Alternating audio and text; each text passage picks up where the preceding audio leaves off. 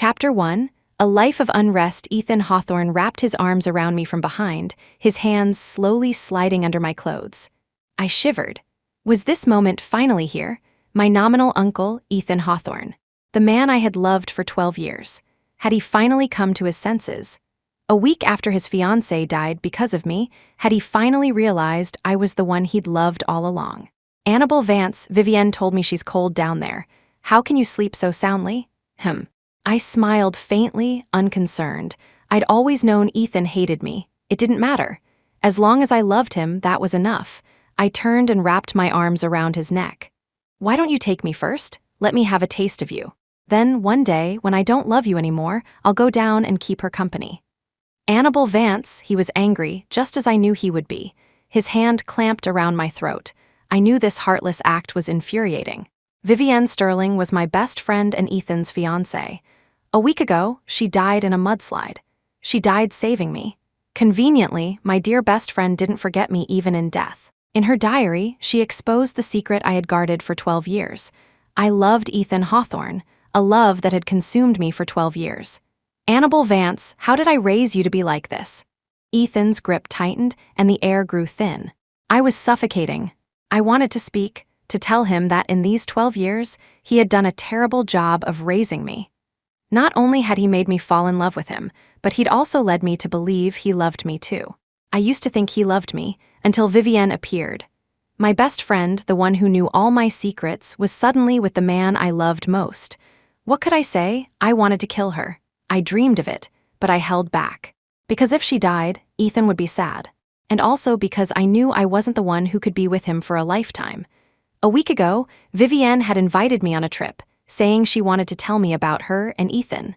Then, somehow, disaster struck. Everyone said she died saving me, but that wasn't what happened. She pushed me away, and in doing so, she was the one who fell into the mudslide. And in her diary, she had written in black and white how I had oppressed and humiliated her, how I had forced her to leave Ethan. After reading it, Ethan had confronted me, his eyes bloodshot, demanding to know if it was all true. I stammered, unable to speak. My love for him was real, but the accusations of bullying and framing Vivienne were lies. But would he believe me? When Vivienne was alive, he only ever believed her. Now that she was dead and had died so nobly for me, how could I possibly compete? Arguing with a dead person, I knew it was a battle I could never win. My vision started to blur. Was he really going to kill me this time? At the last moment, he let go. As I gasped for air, he watched me with a dark, cold expression and spat out the words, "Annabelle Vance, you're just as much of a hussy as your mother, my mother." Oh, I almost forgot. My mother, Liliana Vance, was Ethan's father's adopted daughter. She fell in love with him, successfully seduced him, and indirectly caused Ethan's mother to commit suicide by jumping off a building. My mother went mad after that, wandered the streets for a long time, and when they found her, she was already pregnant with me. My father was some unknown vagrant from the streets. I had adored Ethan since I was a child, always trailing behind him. But he despised me, always finding new ways to torment me. Yet I couldn't stop loving him, a stubborn, obsessive love. Maybe, as he said, I was just as cheap as my mother. He was the one who gave me my name, Annabelle. He said it sounded like unrest, a life of turmoil. I carried the sins of 2 generations on my shoulders. A life of turmoil was what I deserved. Chapter 2, Who's Marrying Ethan Hawthorne? Oh, my mother is doing quite well in the asylum lately, I said, smoothing my clothes and offering him a sweet smile. Annabelle Vance, are you looking to die? I had successfully provoked him again. See, making him love me was hard, but I could guarantee that no one on this earth could infuriate Ethan Hawthorne better than I could. I'm not looking to die, I'm looking for you.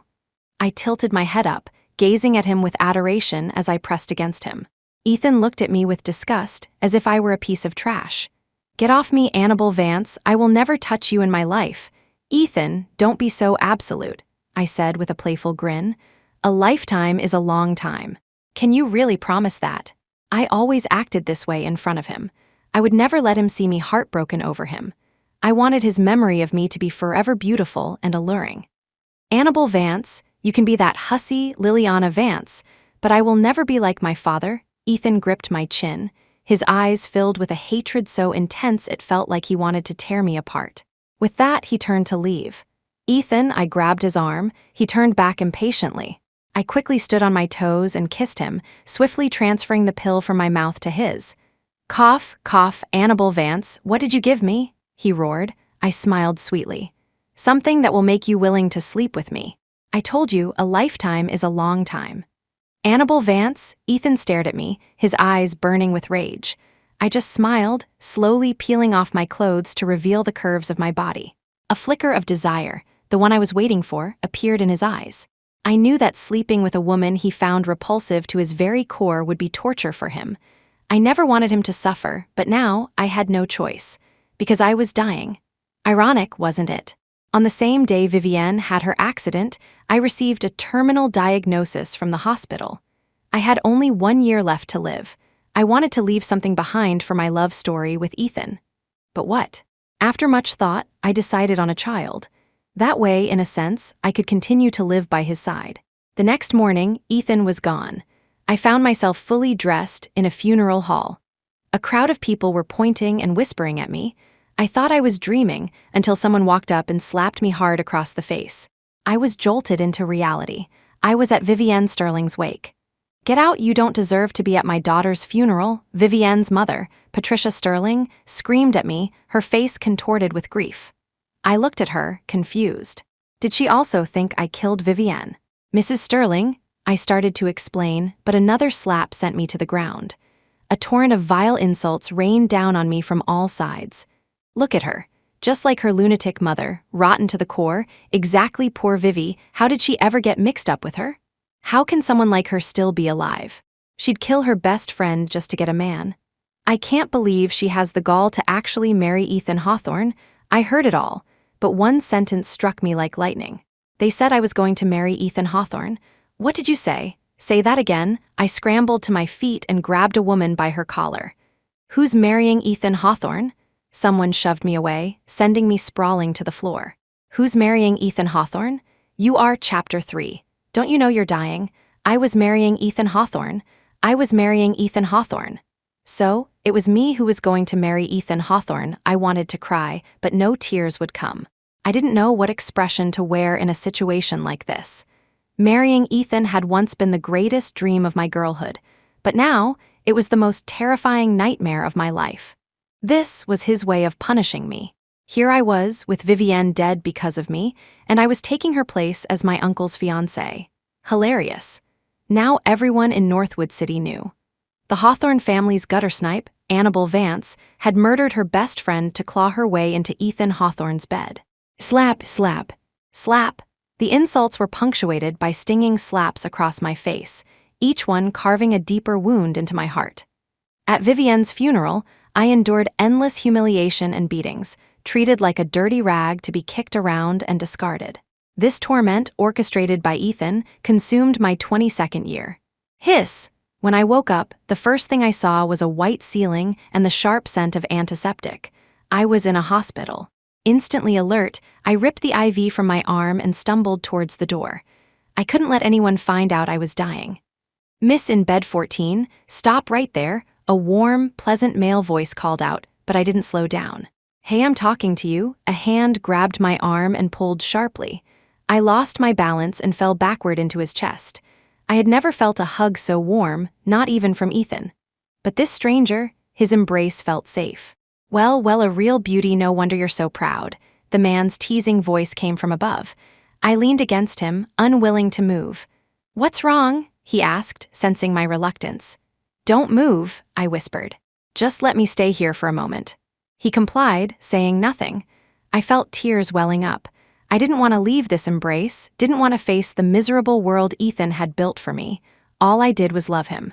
What did I do wrong? Annabelle Vance, Ethan's icy voice cut through the air. The next second, I was yanked away, not into another embrace, but thrown harshly to the floor. Are you that cheap? You just became my fiancé and you're already hooking up with other men? Ethan's voice was filled with uncontrollable rage, but I felt a strange flicker of joy. They say a man is only possessive of his own woman. Did that mean he now considered me his? Ethan, are you angry? I looked up, a triumphant smile on my face. Suddenly, a warm stream trickled from my nose, and my vision blurred. Before I passed out, the last thing I saw was Ethan's face, still twisted in disgust. So that's how much he despised me. That was fine. If I died, he certainly wouldn't be sad. I knew I had fainted because of my illness. The doctor said these episodes would become more frequent. When I woke up, the first thing I did was look for Ethan. He couldn't be here. If he was, I wouldn't know what to do. Thankfully, he was gone. He didn't care about me. That was good. Don't you know you're dying? The man in the white coat, the one whose embrace had felt so warm, was sitting beside my bed. He spoke as I lay back down with a sigh of relief. I later learned his name was Julian Lancaster. He told me, "My name is Julian. My purpose is to bring warmth to you, Annabelle." How nice. But Julian, why didn't you show up sooner? Why didn't you appear before Ethan did? Chapter 4. Vivienne Sterling isn't dead, SHH. I put a finger to my lips. This is our secret. Don't tell anyone else, okay? I smiled at him, a pale but beautiful smile. Julian looked at me and smirked. That anyone else would be your fiancée, wouldn't it, Annabelle Vance? I chuckled. Looks like I'm famous in Northwood City now. Hey, do you think a talent scout might find me? I'm so pretty, it's such a hassle. How am I supposed to turn them down? I cupped my face, feigning a dilemma. Julian couldn't help but laugh at my antics. You're the first person I've met who's so foolish. Dying, yet not letting anyone know and still acting so cheerful. You mean I'm the first person you've met who's this beautiful, right? I teased. For some reason, I felt a strange connection with him, an urge to talk and talk. If you were me, if you had my life, you'd think being able to die is a blessing. Julian froze. I waved a hand in front of his face. Hey, cat got your tongue. He smiled. Annabelle Vance, you really break my heart. My eyes stung. In my entire life, he was the first person to ever say that to me. Hess, what's there to feel heartbroken about? Just promise me you'll keep my secret. I kept my cheerful facade. And keep me alive for another year, he nodded. Okay. I was discharged a month later. In that month, Ethan never once came to see me. To live longer, I had been cooperating with Julian's treatments, completely cut off from the outside world. Who would have thought that the moment I got out, I'd receive good news? Vivienne Sterling wasn't dead. The woman who died in the mudslide was someone else. Vivienne had been injured and was recovering somewhere else. And now she was back, completely unharmed. No one had told me. No one had apologized for what they did to me. Vivienne was back, and Ethan's bride was still her. All the media in Northwood City were splashing headlines about their grand wedding, praising them as the golden couple. A perfect match whose love was so profound, it moved the heavens to let Vivienne return safely. I wanted to laugh. How ironic. When I walked into the Hawthorne Manor, Vivienne was nestled in Ethan's arms on the sofa. I approached them like a ghost. Ah, Annabelle? Vivienne shrieked in terror and buried herself deeper into Ethan's embrace. Annabelle Vance, I'm warning you. Vivienne is back safely now. If you dare to touch a single hair on her head, I will find a way to make you suffer even more, Ethan said calmly, but the disgust and warning in his eyes were unmistakable. I smirked. Vivienne Sterling, you're a vile creature. The moment I saw her, it all clicked. The invitation for a trip was a lie. Faking her death in the mudslide to frame me and then revealing the diary was the real plan. Her goal was to eliminate me, her greatest rival in this world, after stealing Ethan from me. Annabelle, Vivienne looked at me, her face streaked with tears as she rose from Ethan's arms. Ethan, I want to have a good talk with Annabelle. Is that okay? I laughed mockingly. Talk to me. Aren't you afraid I'll find another way to kill you? Annabelle Vance, Ethan shot me a harsh glare. I shrugged and smiled nonchalantly as I headed upstairs. Let her do what she wants. Whatever game she wanted to play, I was ready. I wasn't afraid of anything anymore. My only fear was not leaving my mark on Ethan's life, that he would forget me as soon as I died. If love wasn't enough, then let it be bone-deep hatred. Chapter 5. A common tramp the moment we were on the stairs, Vivienne dropped her act. She turned to me with a triumphant, wicked smile. I fought back my nausea.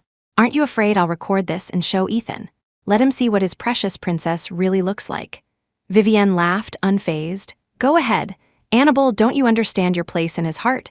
As long as you're around, I'll always be the pure, lovely princess in his eyes. Of course, I knew. The more despicable I was in Ethan's mind, the nobler Vivienne appeared. What do you want? I asked, cutting to the chase. Vivienne looked me up and down. I heard you slept with Ethan. I met her gaze calmly. Oh, which time are you talking about? You Annabelle Vance, you're disgusting. She was furious, just as I'd expected. If I wasn't mistaken, Ethan still hadn't touched her. Yes, you're right. I am disgusting, I said, smiling at her. Vivienne's smile turned strange and twisted. Go on, be smug, Annabelle. You think I don't know your weakness? I'm going to make Ethan torture you until you die. With that, she suddenly grabbed me and pulled me towards the stairs, screaming, Ethan, save me, help, seeing her so confident, so unafraid. A chill ran down my spine. This woman had no regard for Ethan's feelings at all. If she got hurt, he would be heartbroken. With that thought, I switched our positions. I was the one who went tumbling down the stairs. Unfortunately, I ended up in the hospital again. But this time, when I woke up, it was Ethan I saw. A sudden fear gripped me. He was staring at my stomach with a dark, menacing look. You're pregnant? I'm pregnant. I actually had Ethan's child.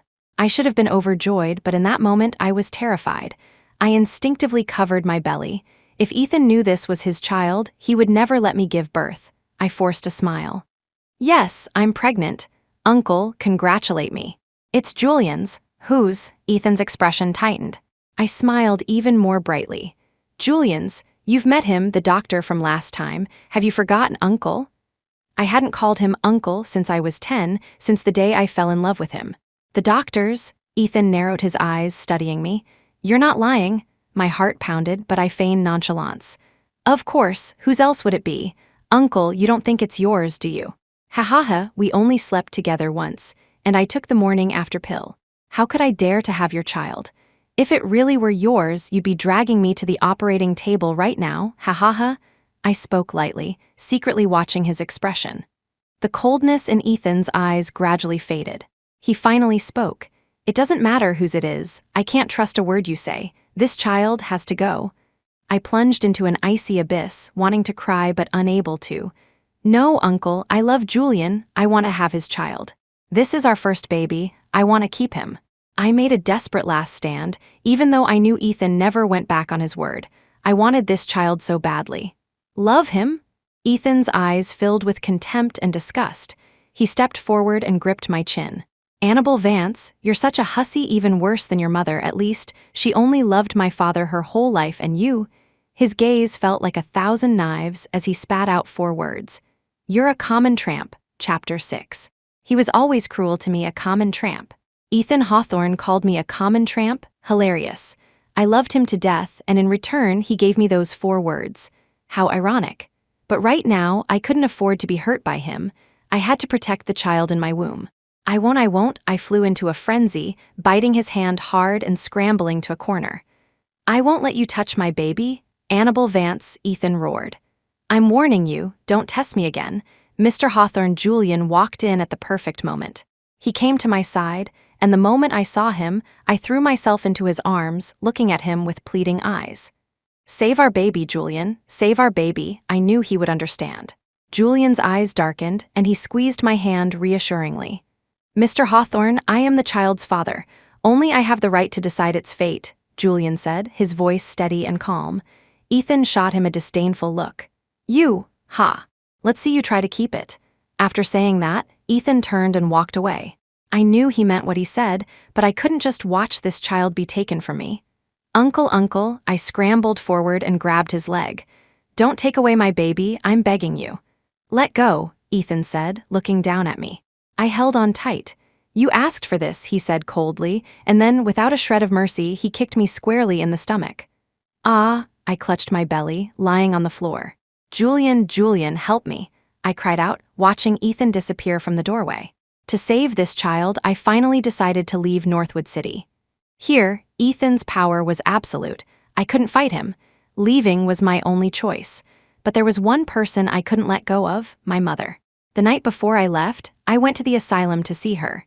She looked the same as she did when I was a child, just much older. She was always holding a battered old music box, smiling foolishly to herself.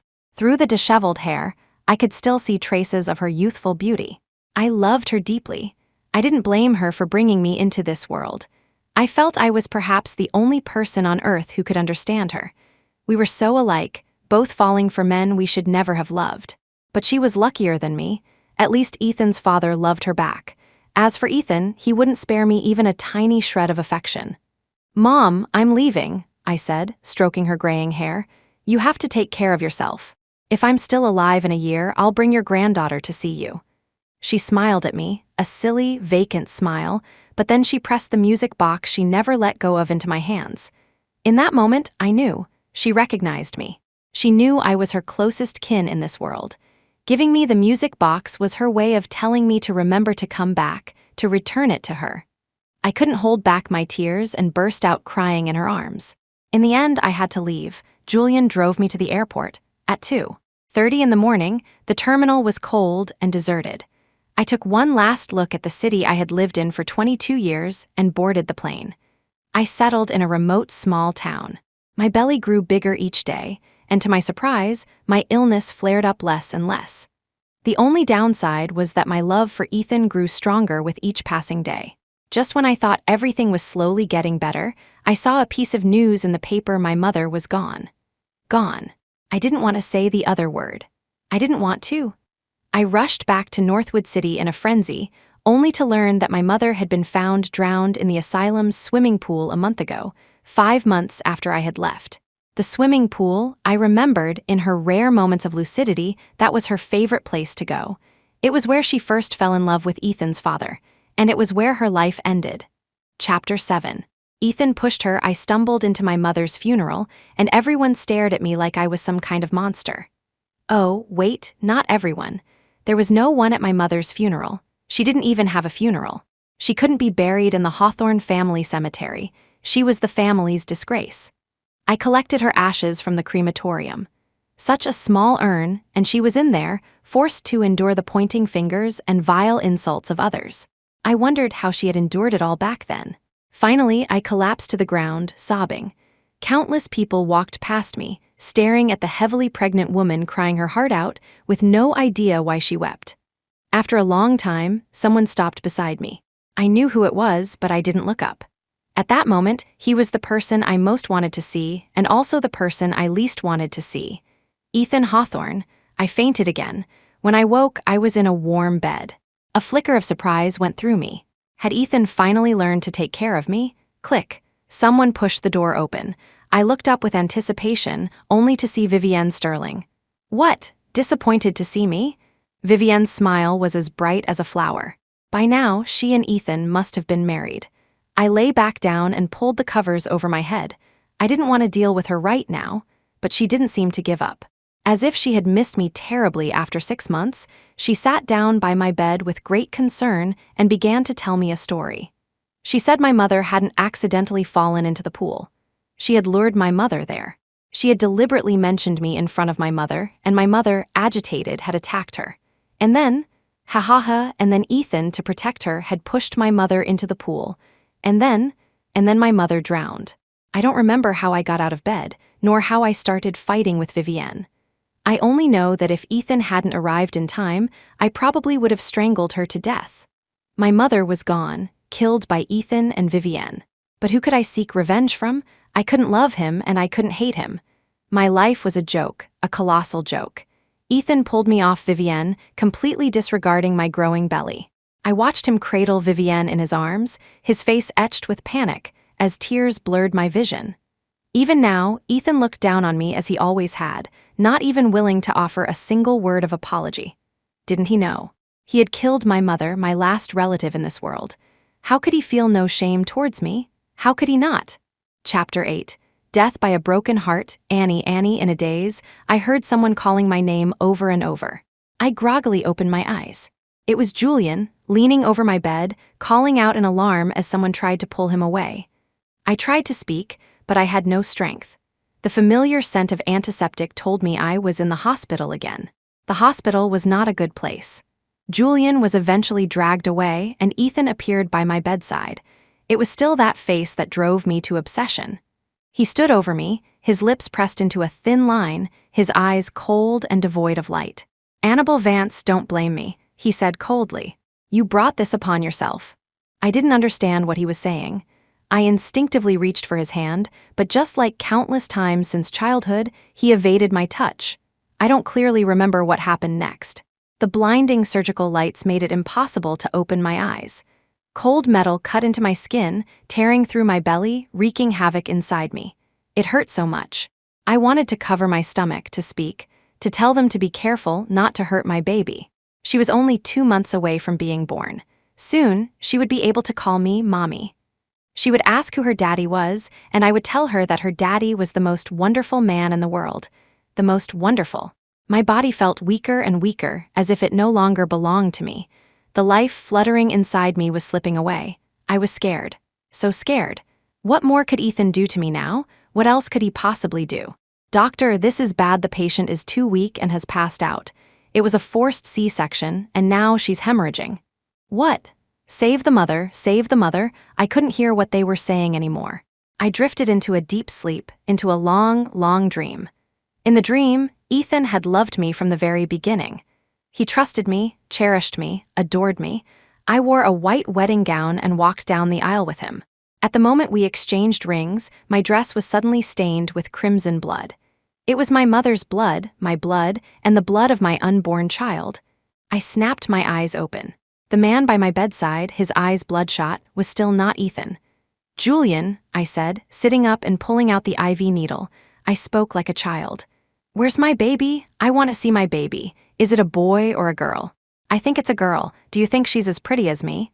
Annie, Julian's voice was hoarse. He watched me in silence. I pretended not to see the grief in his eyes.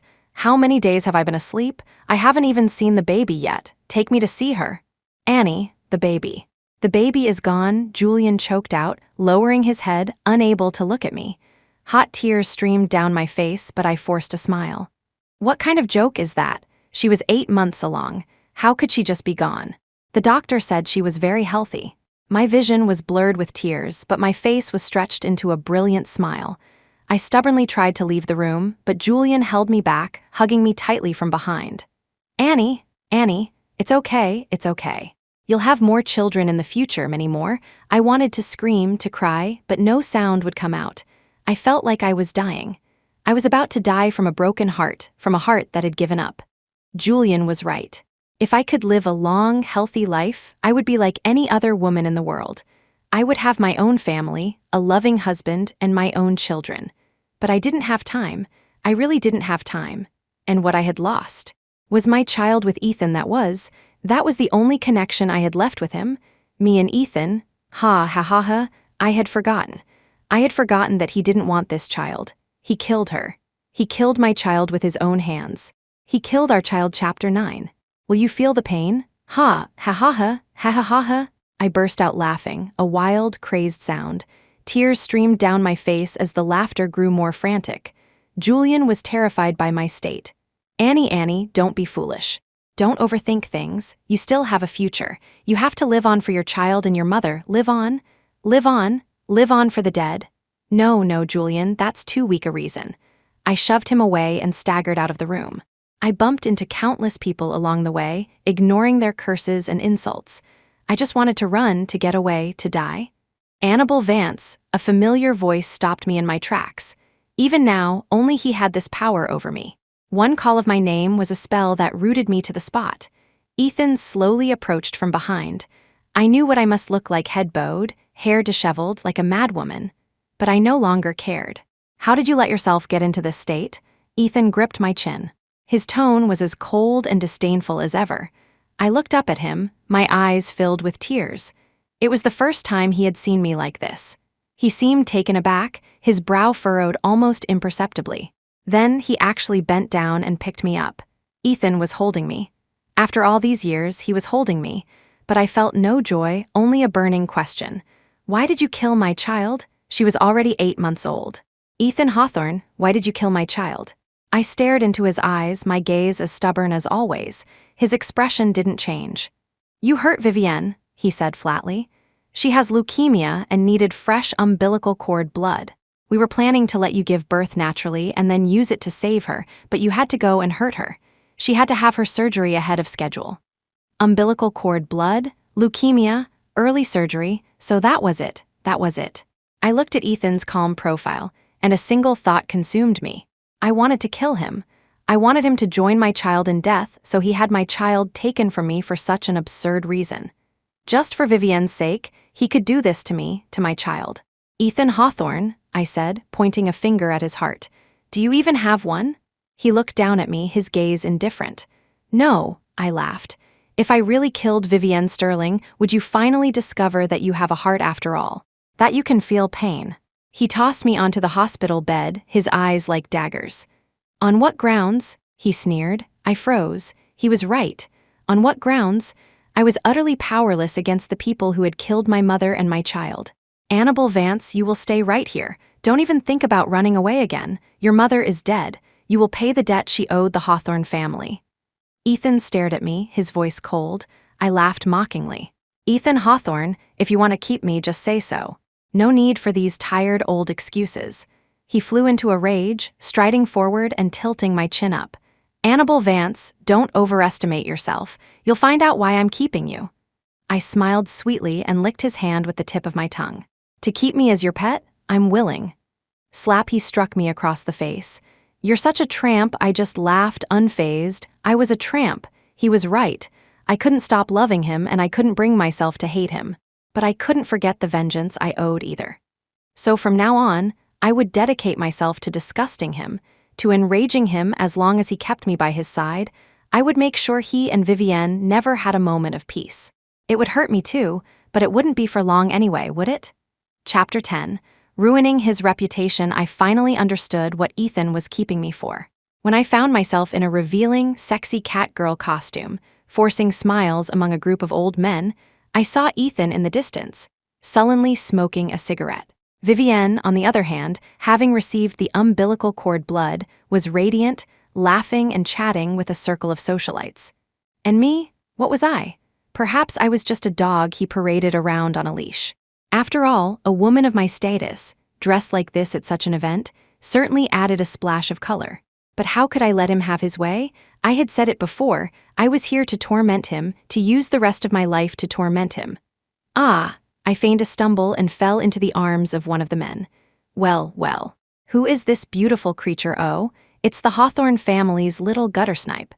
The lecherous man seized the opportunity to grab my hand, his eyes roaming over my chest. I smiled sweetly, took the glass from his hand, and poured the remaining wine over his head. Then, with a swift, clean motion, I smashed the glass against his skull, watching the blood bloom. I'm sorry, I have a name, and it's not Guttersnipe. You hussy, you dare hit me? The man roared, raising his hand to strike me. I didn't flinch, my mind screaming, hit me, go on, better yet. Kill me. I tilted my head back and closed my eyes. The expected slap never came. Instead, I saw Ethan's furious face. He dragged me away, his anger palpable, and shoved me violently into an elevator. Ouch! I clutched my arm, feigning pain. Annabel Vance, did you do that on purpose? Ethan glared at me. I met his gaze directly. Ethan Hawthorne, did you do this on purpose? Deliberately bringing me here, making me dress so provocatively, and then intentionally pulling me into this elevator. My voice grew slower, deliberately seductive. Tell me, did you? As I spoke, I began to lick the back of his neck like a cat. We had only been together once, but I remembered his sensitive spots perfectly. Annabel Vance, he grabbed me and shoved me away. Get off me, you disgust me. I clung to him relentlessly, whispering, disgusting. How could it be disgusting? You know you want me. Get off. Ethan seemed truly repulsed. He kicked me away and was about to open the elevator doors. I didn't care anymore. I tore off my clothes, revealing I was wearing nothing underneath. The moment the doors opened, I would be exposed to everyone. Open the door and everyone will see, I chirped from behind him. Annabel Vance, Ethan turned to look at me, his face a mask of fury. I smiled. Top floor.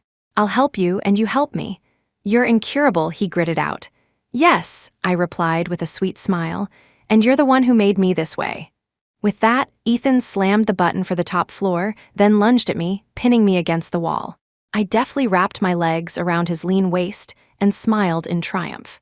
He didn't know that everything that happened on the balcony tonight would be sent as a video to Vivienne and to everyone in Northwood City by morning. I was ruined, I was filth. He could join me. Chapter 11. A long-planned conspiracy as expected, the next morning, Every newspaper in Northwood City was plastered with scandalous headlines about me and Ethan. Also, as expected, I was the one who was vilified the most. But what did it matter? When you've been kicked around in the mud for so long, do you still fear getting dirty or feeling pain? Ethan didn't storm in to confront me as I had imagined. Instead, Vivienne showed up, surprisingly calm. But it didn't matter. Her coming to me was exactly what I wanted. Annabelle, Ethan says he finds you utterly disgusting. He never wants to see you again. You can leave now, Vivienne said, looking every bit the victor. I sat at the vanity, combing my hair and humming a tune. I'm not leaving until Ethan comes to see me himself. Seeing my nonchalant attitude, Vivienne, for once, didn't lose her temper. Instead, she dismissed everyone with a smug smile. You've learned a few things, haven't you, Vivi? I said with a laugh. Vivienne smiled back at me. Annabelle, do you remember why you fell in love with Ethan? I froze. I had never thought about that. For all these years, I only knew that I loved him, but I had never considered the reason why. For all these years, Ethan had been nothing but cruel to me. Seeing my momentary lapse, Vivienne continued in a slow, deliberate voice. Annabelle, since we were once sisters, let me tell you another story. Once upon a time, there was a boy who had a happy family. But when he was 10, a beautiful young woman came to live with them. His parents adored her, and so did he. But one day, he noticed that after she arrived, his already fragile mother became more and more irritable and violent, often beating him. Later, his father and the young woman disappeared. He was left alone with his mentally unstable mother. When he was 12, his mother leaped from a building. That year, he understood.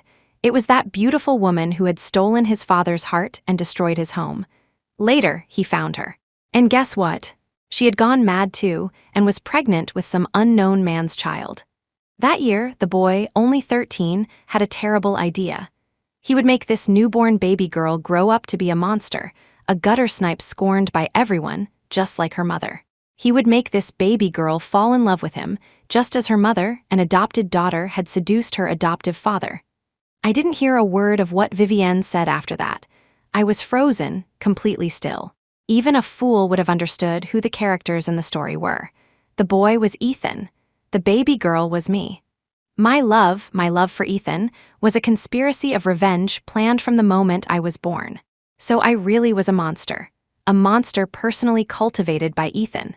For all these years, he had painstakingly made me love him, made me go mad for him, all as part of his design, all to atone for the sins of our parents' generation, but why me? Why terehate? I burst into crazed laughter, stalking towards Vivienne. She looked at me warily. What do you think you're doing? I smiled. Killing you. Vivienne was horrified. She clearly hadn't expected me to have such thoughts after a shock like this. You're insane, Vivienne scrambled to get away. I grabbed her, unhesitatingly pressing the fruit knife I had prepared against her chest. I told you, I want Ethan to know what a broken heart feels like. No, you can't, Vivienne shrieked. If I die, you'll never know the other secret you'll regret it, Annabelle Vance. Don't you want to know why I got together with Ethan? Why I went to such lengths to frame you? Chapter 12. I'll give you anything you want. I paused. A secret. What other secrets could there be? What else did I need to know? My life was already in ruins. Ethan didn't love me. From the very beginning, he had been scheming against me. My life was a joke. Despite this, the knife in my hand wavered for a few seconds. Vivienne slowly edged away from me. Bang! Just then, Ethan kicked the door open. The first thing he saw was me, wild and crazed, holding a knife to Vivienne's throat. Annabelle Vance, are you out of your damn mind? Let her go now. A wave of panic washed over his face. I laughed, so Ethan could have moments of losing control.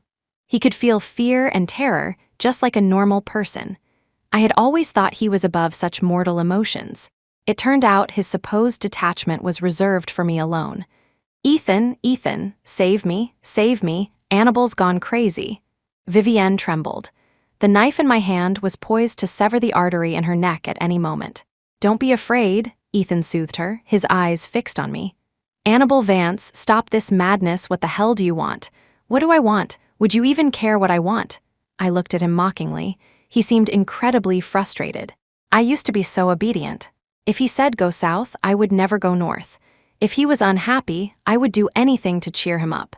If he said no to anything, I would never do it, no matter what, just to please him. I was afraid of making him sad, afraid of hurting him. But what did he see me as? A pawn in a long-concocted scheme? A monster? A joke? Oh, Ethan, I didn't know whether to hate him or love him. Let Vivienne go. I'll give you anything you want, he said, his eyes a mixture of anger and fear. I looked at him with a cold smile. I don't want anything. I just want Vivienne Sterling to die. I want you to feel the pain, to know what it's like to have your heart shattered. Annabelle Vance, he shouted. Do you know you'll go to jail for murder? I laughed. Jail? Did I care about that anymore? What he had created for me was a living hell. I pressed the knife harder, and a thin line of blood appeared on Vivienne's neck. Vivienne started screaming in panic, and fear began to pool in Ethan's eyes. I burst out laughing. Are you scared? Are you terrified that she'll die, that she'll never open her eyes again? What about me? What about me? Have you ever thought about me? Don't you have nightmares for what you've done to me? Ethan, I did nothing wrong. What right do you have to treat me like this? What right do you have to make me fall in love with you? What right do you have to decide my life and destroy everything I have? I screamed, my eyes bloodshot, my voice raw and desperate. Pain flashed across Ethan's face. I knew he was afraid that in my recklessness, the woman he loved would become a cold corpse. He looked at me with disgust. Annabelle Vance, you're a lunatic, just like your mother. I laughed. I am a lunatic. I am only a lunatic would love you like this, would love you for so many years, knowing it was a trap. A sense of helplessness washed over his eyes. He actually began to beg me. Annabelle Vance, don't be foolish. Let her go, please. Let her go, and we can talk properly. I'll give you anything you want. My eyes filled with despair. I was so heartbroken, so sad I never thought I would see the day Ethan would beg me like this for another woman. It's too late, I screamed. I raised the knife, ready to strike. Just as the blade was about to plunge into Vivienne's heart, Ethan yanked her away and threw himself in front of her. I was horrified, but it was too late to stop. Did he love her that much? Was he willing to die for her? Fine, let it be me then. In a split second, I flipped the knife. The moment the tip pierced my chest, I felt no pain. Really, no pain at all. Compared to the hurt Ethan had inflicted on me, what was this? This was a release. From now on, I was free. I would no longer have to love him like a madwoman, to silently endure the sorrow he brought me. As my eyes closed, I saw Ethan. There were tears in his eyes. Were they for me? Were those tears for me? No, that couldn't be. They must be for Vivienne. He had almost lost her again. My eyelids grew heavier and heavier. I could smell my own blood. In that last moment before I closed my eyes, I wished I could see his face one more time. I needed to remember it so that if I ever met him in the next life, I would stay far, far away from him. I would never get close to him, never love him again. Chapter 13. You should wake up. I seemed to be in a long, long dream. The people I had met over the years weren't real.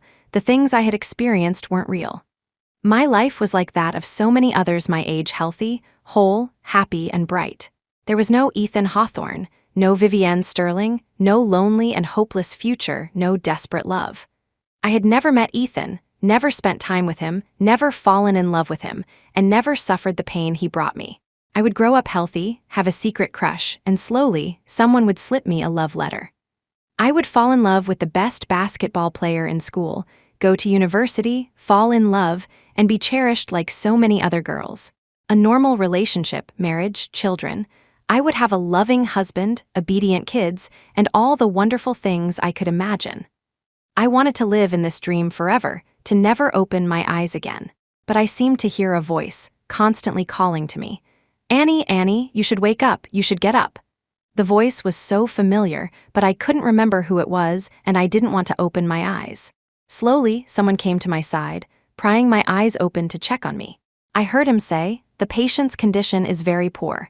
She's conscious now, but she's unwilling to wake up." Then, is there any way to wake her, doctor? She's only 22. She can't just sleep her life away, that familiar voice said anxiously. Think of something that can stimulate her, some motivation to make her wake up. Talk to her more, in her ear. I listened and found it somewhat amusing. Motivation? What motivation did I have left in my life? My mother was gone, my child was gone, Ethan was gone. Even the love I had held onto for so long was no longer worth pursuing. Why should I stay alive? Annie, the voice whispered, close to my ear. He held my hand, his voice urgent. "It's me, Julian. Please wake up. I'm begging you to wake up." So it was him, Julian Lancaster. So there was still someone in this world who cared about me. My eyes slowly filled with tears. He cried out in excitement, "Doctor, she's crying, she's crying. Does this mean she can recover?" Then a group of people rushed over, placing defibrillator paddles on my chest. Thump, thump, thump, gasp. Blinding sunlight pierced my eyelids. I was awake. Annie, Julian, who had been keeping vigil by my bed, had red-rimmed eyes. He looked at me, overcome with emotion. I managed a weak smile. "Hello, Julian, long time no see. Why did you wake me up?" He gripped my hand excitedly, laughing and crying at the same time. He told me he was afraid I wouldn't wake up, that I was going to die. Seeing my eyes open again was the best thing in the world. A bitter feeling washed over me. What was so good about it? I didn't want to open my eyes at all. I didn't want to live. Honestly, I wasn't grateful to him, because I had no desire to see this world again. Julian took me abroad. He said he would find the best medical team for me, convinced they could cure me. I didn't refuse. I knew that just as my love for Ethan had once been my reason to live, now, for Julian, curing me was one of his motivations.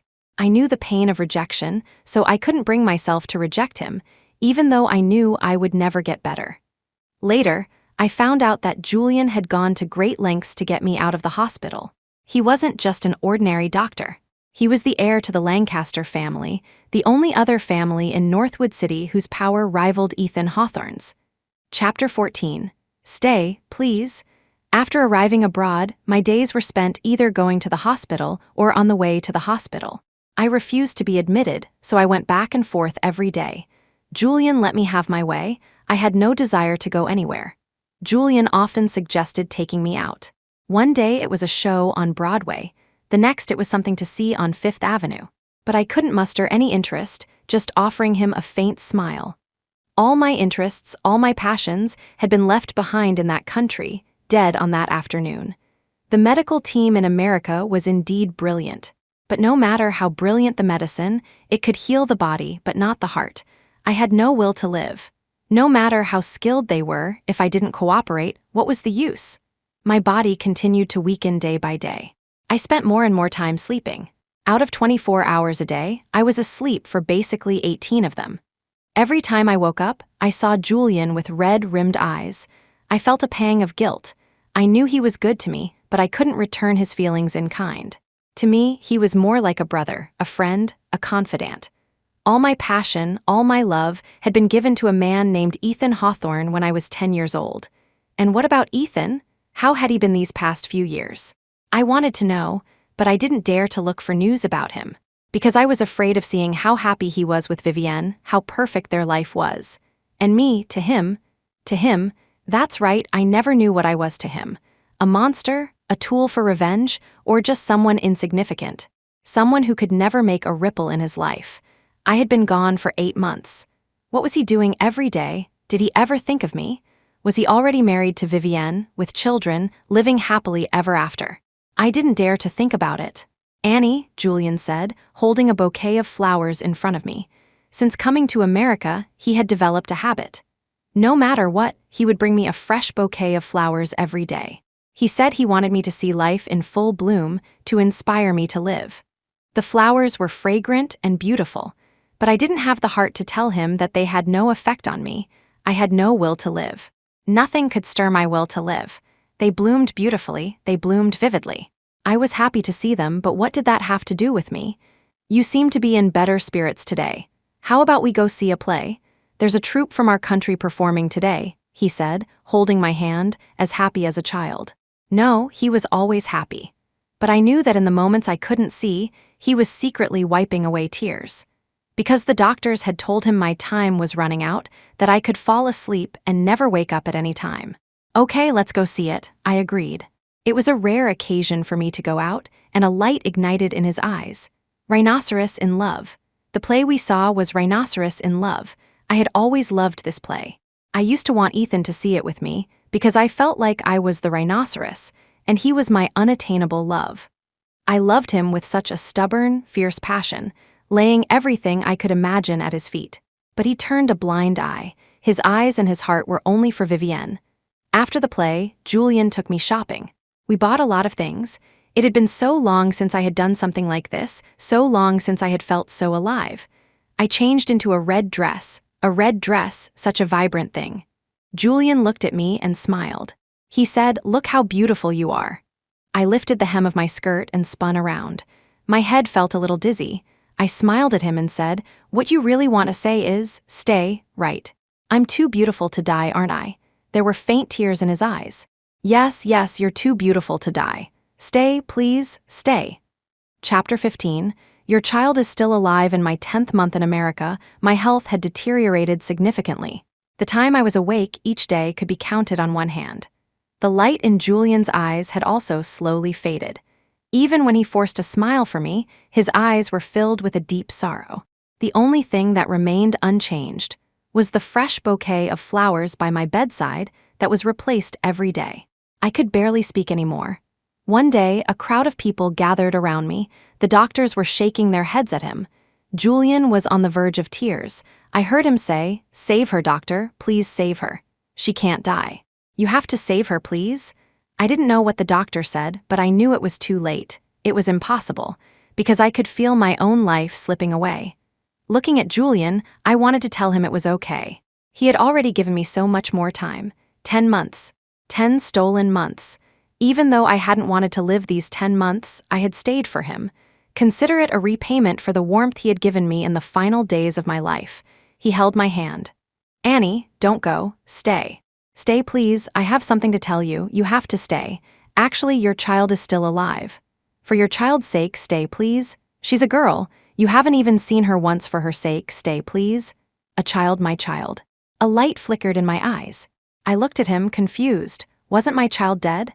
Killed by Ethan's own hands? He must be lying to me. He must be trying to make me stay, deliberately lying to me. "I'm not lying to you. Believe me, your child is alive. Although she was born prematurely, she was very healthy. Ethan kept her. Promise me, for your child's sake, you'll stay, okay? A child, my child." I survived. I clung to life. The doctors abroad called it a medical miracle. I found it incredible. A medical miracle. I never used to believe in them, but I never thought it would happen to me. Thank God for giving me a second chance at life. The sun was warm. I was sunbathing in the yard. Julian brought me a bowl of chicken soup, feeding it to me spoonful by spoonful. He said, "Annabelle Vance, look how cruel you are to me. You tormented me for 10 months, but the moment I mention a child, you decide to live. Am I last on your list? I thought I could make you live. I overestimated myself." He said it jokingly, but I could hear the bitterness in his words. It wasn't like that at all. He was wonderful too. At least for him, I had lived for 10 more months, 10 agonizing months. Later, Julian told me that in our home country, Annabelle Vance was already dead. Everyone thought I was dead. He had secretly switched me out. I said nothing. Whether I was dead or had disappeared, what difference did it make? Who would care? In this world, I had no family left. Oh wait, I had my child. My child whom I had never seen since she was born. I had to live. I had to go back and see her, see my child. You really need a reason to live in this world. Once, I lived for Ethan. Now, after walking through the gates of death and back, it was because of my child. After 2 years of treatment in America, my body was gradually becoming like a normal person's. Julian was overjoyed, but I was starting to worry. The reason I had survived and cooperated with the treatment was because I wanted to go back and see my child. But apart from that one time 2 years ago when I was on my deathbed, Julian had never mentioned anything about my child since. I couldn't go on like this. Chapter 16. I want to go home. The weather is great today. Let's go for a walk. Julian stood before me, holding a bouquet of flowers as always, his smile bright and radiant. Since I had recovered, this had become his habit, a fresh bouquet every day. I looked at him. "Julian, I want to go back. I want to go back home to see my child." The smile on his face slowly froze. I knew this was cruel to him, but I had to say it sooner or later. "Julian, I don't want to lie to you. I survived for my child. Take me home." He looked at me and slowly nodded. "You know I'll agree to anything you ask." I looked at him, my eyes welling up with tears. "Thank you. I really, really thank you." The rest of the words I left unsaid.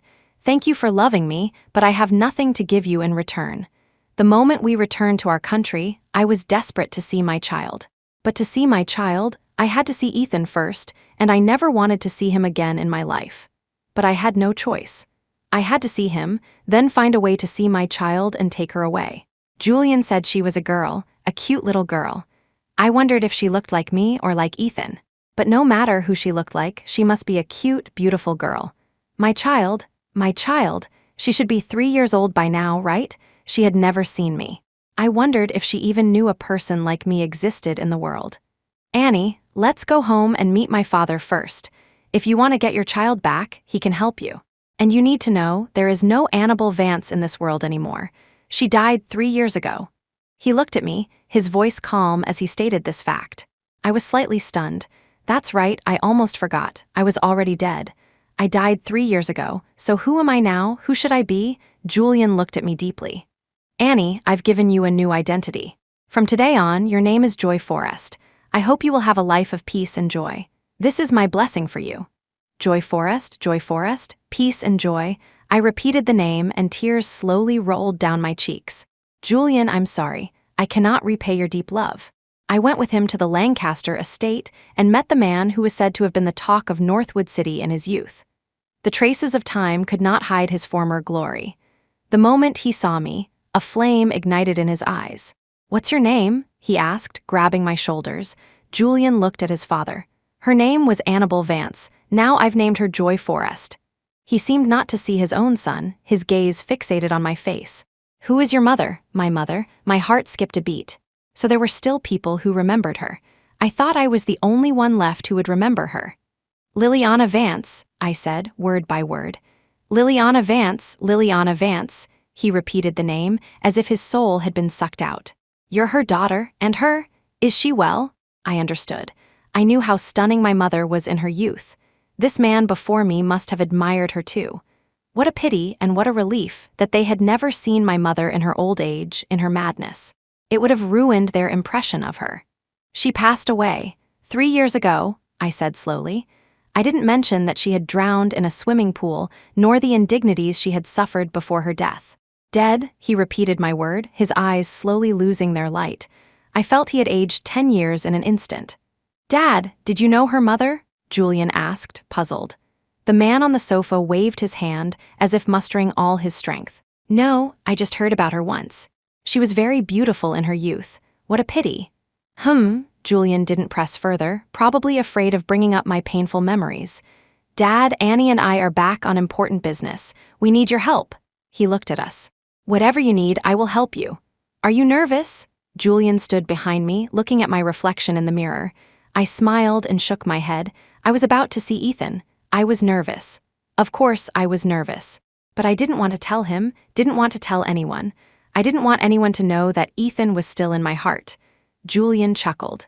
Annie, are you still unwilling to open your heart to me? You won't even tell me the truth now? No, I'm not. I tried to explain, but he just smiled and waved his hand, then walked out alone. I watched his back and murmured, Julian, I'm sorry. This is all I can give you in this life. Chapter 17, Is This Fun for You? The banquet was hosted by Julian's father in my honor. My identity was his adopted daughter from abroad, Joy Forrest. Ethan Hawthorne would also be at this banquet. I would face him with a completely new identity. 3 years apart. What did he look like now? I didn't dare to go out right away. I wasn't that brave to just appear before him so openly, so fearlessly. I hid in a corner, searching for him in the crowd. 3 years, and he was still as dazzling as ever. I recognized him in an instant, the same brows, the same eyes, the same cold heart, the same cruel spirit. Ethan Hawthorne, still the same Ethan Hawthorne. One look and my soul scattered. I wondered if he still remembered me. But it didn't matter anymore. I wasn't back for him. Seeing him was only for my child. Let me introduce everyone. This is my adopted daughter from abroad, Joy Forrest. As Julian's father took my arm and we gracefully walked up the stairs, I saw Ethan in the crowd. His wine glass trembled and red wine splashed onto the person in front of him. I knew he recognized me. What was this panic for? Surprise, nervousness, disappointment? I couldn't guess. Did he want to see me? Probably not. He used to hate me so much. Even when I died, he didn't worry about me at all, and he continued to live so well. Seeing my face, some people in the crowd vaguely recognized me. After all, my scandalous affair with Ethan had been the talk of Northwood City 3 years ago. But out of respect for Julian's father, no one exposed me. Instead, they all came to toast me respectfully. As I moved through the crowd and approached Ethan, I instinctively chose to walk past him. "Miss Forrest?" He reached out and stopped me, his gaze intense, as if trying to see through me. I mustered all my strength to meet his gaze and smiled gracefully. "Hello, and you are." I looked at him with the eyes of a complete stranger. I saw the flash of mockery in his. Had I not disguised myself well enough? It didn't matter. It wasn't important anymore. "Annabel Vance, is this fun for you?" Before I could say another word, he cut to the chase, pointing out my identity as if I were a joke. 3 years apart, he didn't even know if I was dead or alive. And the first thing he says to me is this fun for you? What did he think I was doing? Appearing before him like this, just to get his attention again, to be as obsessed with him as I once was? No, not anymore. The Annabel Vance who was madly in love with him was long dead. I smiled gracefully. "Sir, I don't quite understand what you mean." A flicker of anger appeared in his eyes. He grabbed my hand, his grip so tight it hurt. "Don't play games with me. I know you're Annabel Vance. Weren't you dead? Why are you back?" Hearing his disgusted tone, I found it amusing. Dead. Did he want me to be dead that badly? Was he afraid that my being alive was a stain on his reputation? Or was he afraid that I would come back to ruin his happy life with Vivienne? I pulled my hand away. "Let go of me. I don't know you." "Annabel Vance, have you had enough?" he said through gritted teeth. Without another word, he dragged me away, heedless of my protests. We were away from the crowd, so no one saw. He dragged me with such force that I couldn't resist. He finally pulled me into a dark room, shut the door, and pinned me against it. I struggled, angry and furious. "Let me go. If you don't let me go, I'll scream." "Annabel Vance," he growled, his voice raw. In the dark room, his eyes shone with a terrifying intensity. I stopped. His gaze made my heart skip a beat. I froze for a few seconds, forgetting to struggle, just staring at him. He stared back. The next second, he kissed me. My mind went blank. He was kissing me. This was our first real kiss, wasn't it? What was happening? Had he fallen in love with me? Like in countless cheesy romance dramas, had he only realized how much he loved me after he lost me? Ridiculous. Absolutely ridiculous. He kissed me fiercely. I didn't respond at all. It was like kissing a block of wood. After a long time, he finally let me go. "Where have you been all these years?" he asked, tilting my chin up, his tone accusatory, his eyes filled with a strange tenderness. I found it amusing. He was asking me where I had been. Had he forgotten? He was the one who plunged that knife into my heart. Where could I have gone? By all logical accounts, I should have been dead long ago, 3 years ago. I looked at him with a faint gaze. "If you're done reminiscing, then let me go. I have to go back. I'm not the person you know." "You." He was speechless. Was it my imagination? He seemed to be burned by my gaze. I never thought that one day, Ethan Hawthorne would be hurt by me. "Annabel," he said, looking at me. His gaze slowly shifted from sorrow to regret. After a long pause, he finally uttered, "I'm sorry. I'm truly sorry." The room was quiet, only the sound of his "I'm sorry" and our 2 ragged breaths. My heart suddenly collapsed. He was saying sorry to me. So Ethan Hawthorne could apologize to someone after all. I finally lost control of my emotions and laughed contemptuously. "Sir, I think you've made a mistake. The person you should be apologizing to is not me. I'm not the Annabel Vance you're talking about. I have a name. It's Joy Forrest." Chapter 18. Now it's my turn not to look back finally. After I said that, his gaze on me slowly became dazed. See, no matter when, no matter who he became or what he looked like, I could always recognize him in an instant. But me. All I had to do was insist a little, and he would immediately start to doubt if I was me. I smiled, and taking advantage of his distraction, I pulled my hand away and walked out quickly. He quickly followed, shouting behind me, Annabel Vance," from start to finish. I never once looked back. Just like in the past 10 years, every time I trailed behind him, shouting and screaming, trying to get his attention in every way possible. He never once looked back. This strange feeling made me think that our positions had been reversed. Now it was his turn to love me to the point of desperation. When I returned to the banquet, Julian was looking for me everywhere. "Where did you go? Someone just saw Ethan grab you and leave. What did he do to you? Did he recognize you? What did he do? Where did he take you?" Julian grabbed my hand, his eyes filled with anxiety and tension, one question after another. At that moment, looking at this man, a pang of sympathy went through my heart. He was so good to me, but I could give him nothing in return. I smiled and patted his hand, signaling him to calm down. Don't worry, he didn't recognize me, and I didn't admit my identity. He slowly let out a breath. Good, that's good. The banquet slowly got back on track. Ethan also came out. I could feel his gaze following me. Everyone, please quiet down. I have an announcement to make here today. At some point, Julian had walked up to the stage. The crowd instantly fell silent. I stood quietly in place. Julian's gaze slowly turned to me, filled with deep affection. In that moment, I seemed to know what he was about to do. No, please don't, I screamed in my head. Today, I want to take this opportunity to propose to someone. This person is the star of today's event, my father's adopted daughter, Joy Forrest. His hand pointed at me. In an instant, everyone's eyes were on me. I wanted to run away immediately, because I wouldn't agree. I didn't want to marry him, but I also didn't want to embarrass him at a time like this. After all, he had been with me through those 3 years, and he had done so much for me. Joy Forrest, will you marry me? He asked from the stage, his voice full of emotion. My feet felt rooted to the ground. I wanted to leave, but I couldn't. I couldn't open my mouth either. I couldn't speak. I didn't know whether to refuse or what to do. It was impossible for me to agree. In a split second, Julian's father suddenly rushed onto the stage and slapped him across the face. The sound was loud and clear. Everyone froze, including me. Dad, what are you doing? Julian looked at him, confused. Julian's father looked at me, trembling slightly. I don't agree to you two getting married. The crowd suddenly erupted in commotion. No one had expected this turn of events. In their eyes, Julian and I were a perfect match. This banquet was for this proposal. Logically, we should get married. They never expected the one person who shouldn't object to be the one to jump out and object at this moment. Why? Why not? Julian shouted, confused. Why? There is no why, I just don't agree. You two can absolutely not be together, Julian's father roared. The crowd grew more chaotic.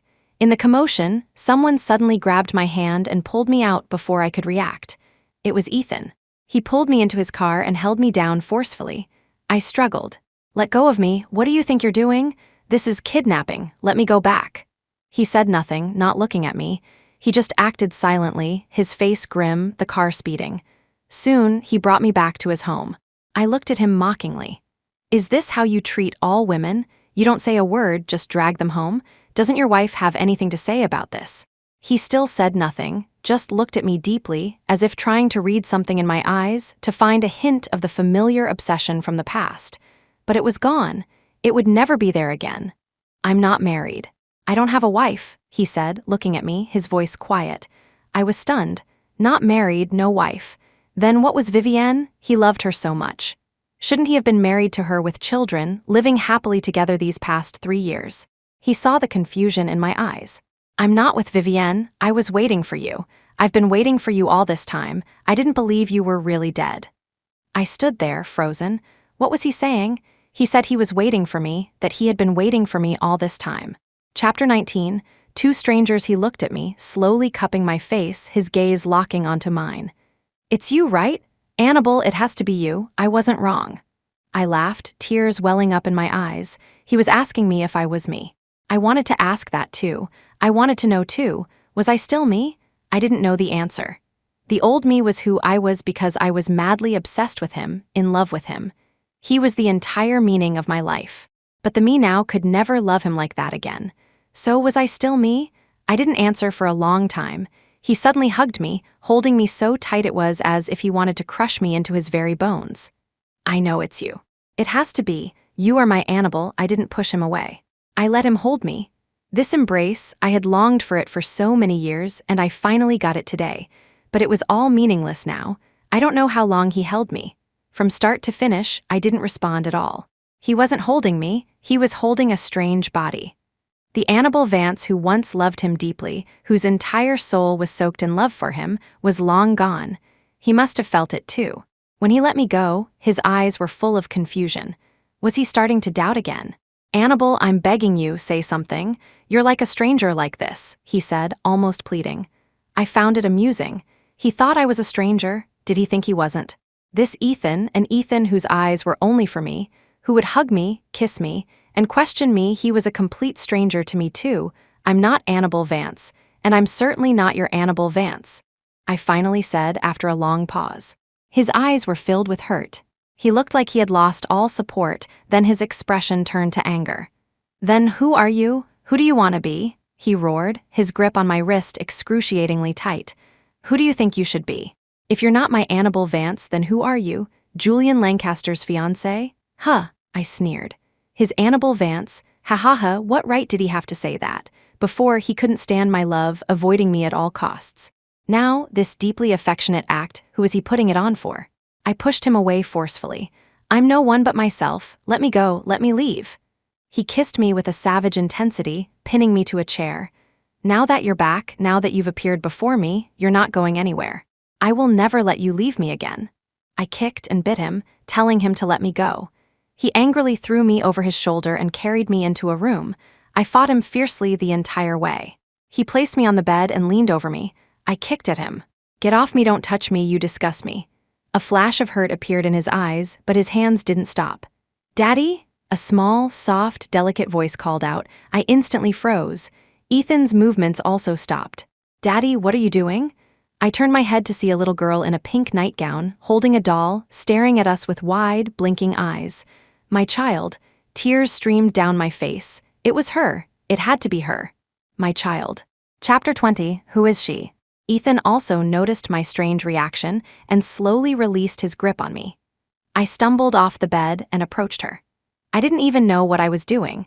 I couldn't control my movements. This was my child. This was my child. She looked at me with a mixture of confusion and fear. My appearance must have scared her. I didn't even know what I looked like right now. I only knew I was incredibly emotional. My mind was blank. I just wanted to go up and hug her, to hold her in my arms. My child, my child. I missed her so much. During those 2 years of treatment abroad, those 2 years of living hell, the thought of seeing her one day was what kept me alive. I rushed forward to hug her, but her eyes widened in panic, and she dodged me, running into Ethan's arms. She peeked at me warily with her big, blinking eyes. Daddy, who is she? Ethan held her gently, his gaze deep as he looked at me, but he didn't answer. I couldn't control my actions, nor could I speak. I just walked towards them slowly, tears streaming down my face. I wanted to hold her so badly, so badly. My child, my child. Ethan saw my expression, and a flicker of emotion crossed his face. It's okay, she won't hurt you. Go on, go to her, he said gently to the child, nudging her towards me. My vision blurred with tears as I held out my arms to her. But she looked at me timidly, resisting, and burrowed deeper into Ethan's embrace. I don't want to go to her. This lady is weird. A wave of sorrow washed over me. She didn't know me. She didn't recognize me. She didn't even know I existed. What a pathetic mother I was. In these 3 years, Ethan had never once mentioned me to her. Don't be afraid, this lady is very nice. Go on, go let her hold you, Ethan coaxed her gently. She peeked at me timidly, then threw herself back into Ethan's arms. I don't like this lady. My tears flowed even more freely. She didn't like me. She didn't want to be near me. My child, my own flesh and blood. Ethan saw the grief in my eyes and stopped trying to force her. He had a maid take the child away. I watched her go, mesmerized. She was so resistant to me. Even as she left, she stayed far away from me. I stood there, frozen. The moment the door closed, I couldn't hold it in any longer and burst into tears. My child, my child. She was so big already, and she had no idea I existed. During the time she needed me most, I was never there, never gave her a single ounce of a mother's love. It was only natural that she would reject me, that she wouldn't like me. But my heart still ached so much. Ethan looked down at me. Annabelle Vance, are you still going to pretend, even now? I said nothing, just cried. That one moment had drained all the strength from my body. He knelt and hugged me, resting his chin on my head. Yes, you're right, she is our child. Her name is Sophie. She's 3 years old. Why didn't you tell her? Why didn't you tell her I'm her mother? Why? I collapsed into his arms, pounding on his chest. He cupped my face, his gaze deep. Annie, you finally admitted it. You are Annabelle Vance. Chapter 21, Our family of 3. I hit him over and over until I had no strength left. I am Annabelle Vance. I am Annabelle Vance, but what did it matter? A vast ocean already separated us. We could never go back to the way things were. What did it matter if I was Annabelle Vance or not? Annie, tell me where you've been all these years. I thought you were dead. They all told me you were dead, but I didn't believe it. I kept looking for you. Ethan held me, his eyes filled with sorrow. I looked at him into his eyes. In them, there was me. They were filled with me. It felt so unreal. I didn't answer, just kept hitting him, as if trying to vent all the years of resentment, love, and hatred I had for him. He held me tighter and tighter. All right, if you don't want to talk about it, I won't ask. You're back, and that's all that matters. I looked at him. You never mentioned me to Sophie, did you? She doesn't know me at all. She doesn't even know she has a mother like me. My voice was thick with resentment, and I did resent him. I resented him for letting our child be completely unaware of my existence. She was my child. Did he intend to strip me of my rights as her mother? No, that's not it. I didn't dare let her know. She kept asking me who her mother was. I didn't tell her you were dead, just that you had gone somewhere else, that one day you would come back. Now you're back. You can tell her yourself. Ethan looked at me, his eyes full of deep affection. Annie, now that you're back, our family can be together. I stared at him, my eyes filled with confusion. Could we still be happy?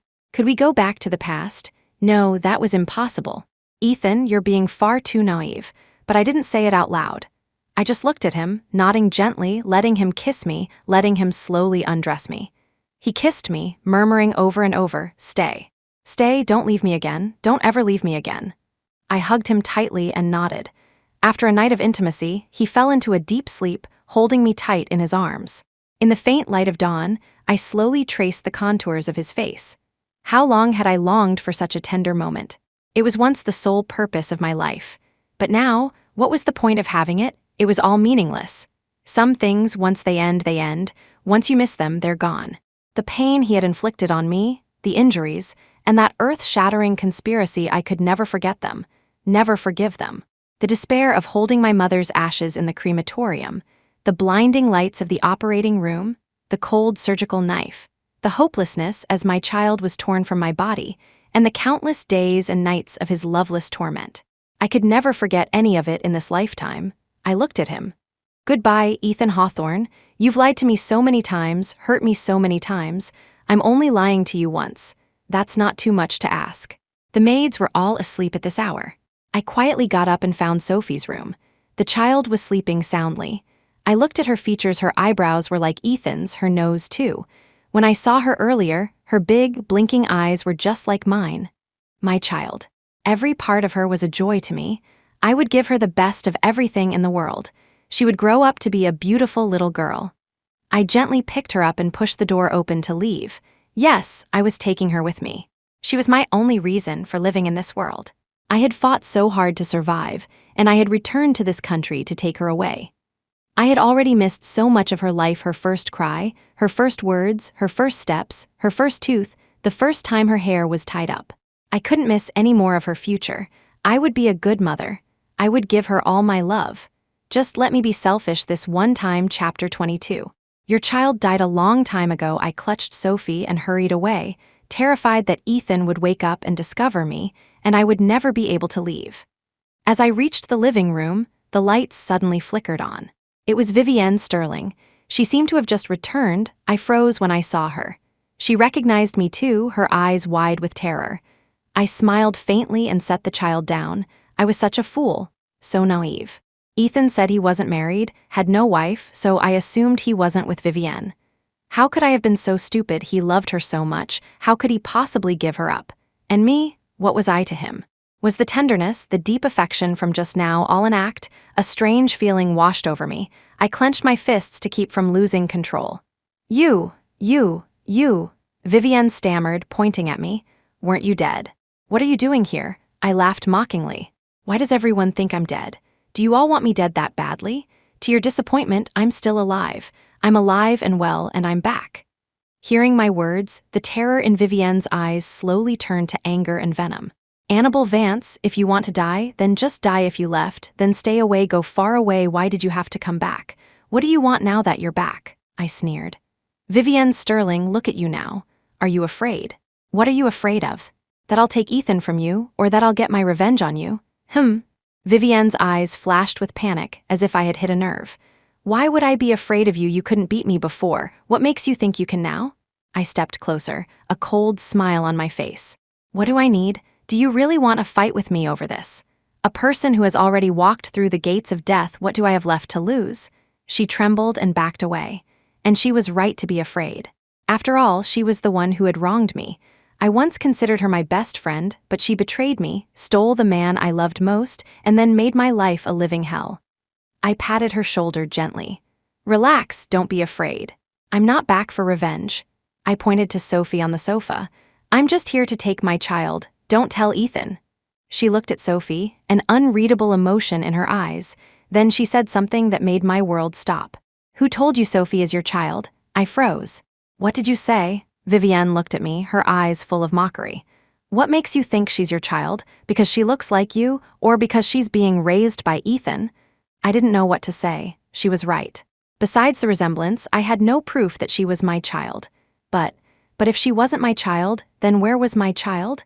Vivienne saw the confusion in my eyes and continued, her voice filled with pity. Annabelle Vance, wake up. Your child died a long time ago. I looked up at her, frantic. Number impossible. You're lying, she is my child, Vivienne laughed wildly, her eyes mocking. Believe what you want. I'm just telling you this out of kindness for old time's sake. Your child died back then. This child is just an orphan Ethan adopted out of guilt. If you want to keep deceiving yourself, I won't stop you. My child wasn't mine. My child had died long ago. No, impossible. She must be lying to me. Julian said my child was alive. Ethan said this was my child. She looked so much like me. This had to be my child. Vivienne was lying to me. She was lying my child. She was my only reason to live. If I didn't have her, what was the point of living? Chapter 23, You're not my mommy, Annabelle Vance, snap out of it. This isn't your child. Stop deceiving yourself, Vivienne said calmly, watching me. I stumbled backward, tears streaming down my face. Suddenly, I felt as if all my strength had left me, and I collapsed onto the sofa. No, impossible, you must be lying to me. She is my child, I screamed, as if trying to convince her, but really, I was trying to convince myself. Wah! The child woke up, rubbing her eyes and crying. I scrambled to hold her. Oh, Sophie, don't cry, mommy's here. She looked at me in a panic, her small eyes instantly filling with tears. She pushed me away in terror. Wah, you're not my mommy. You're not my mommy, let me go, she cried and struggled. I held on tight, refusing to let go. No, I am your mommy, you are my child. I was in a frenzy, completely unaware of the sinister, triumphant look growing in Vivienne's eyes. You're not let me go, she bit me and jumped out of my arms, running straight into Vivienne's embrace. Mommy. There, Sophie, don't cry, don't be afraid. Mommy's here. I froze, completely stunned. She called Vivienne mommy. She actually called Vivienne mommy just a moment ago.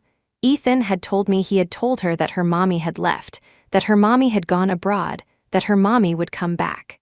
But now, right before my eyes, she was in Vivienne's arms, so dependent, so attached, calling her mommy. Ethan lied to me. He lied to me. I suddenly felt like a complete joke. This was their happy family of 3. There was no me. I had no place here at all. This wasn't my child. This wasn't my child. I couldn't stay here a moment longer. I didn't want to be here anymore. What's going on? Ethan came downstairs, drawn by the noise. The moment Vivienne saw him, she held the child out to him. Annabelle tried to take the child. What? Ethan looked at me with alarm, but I couldn't care less. I just ran. I had to get away. I had to leave immediately. Annabelle Vance, where are you going? You damn well stop right there. I heard Ethan shouting behind me.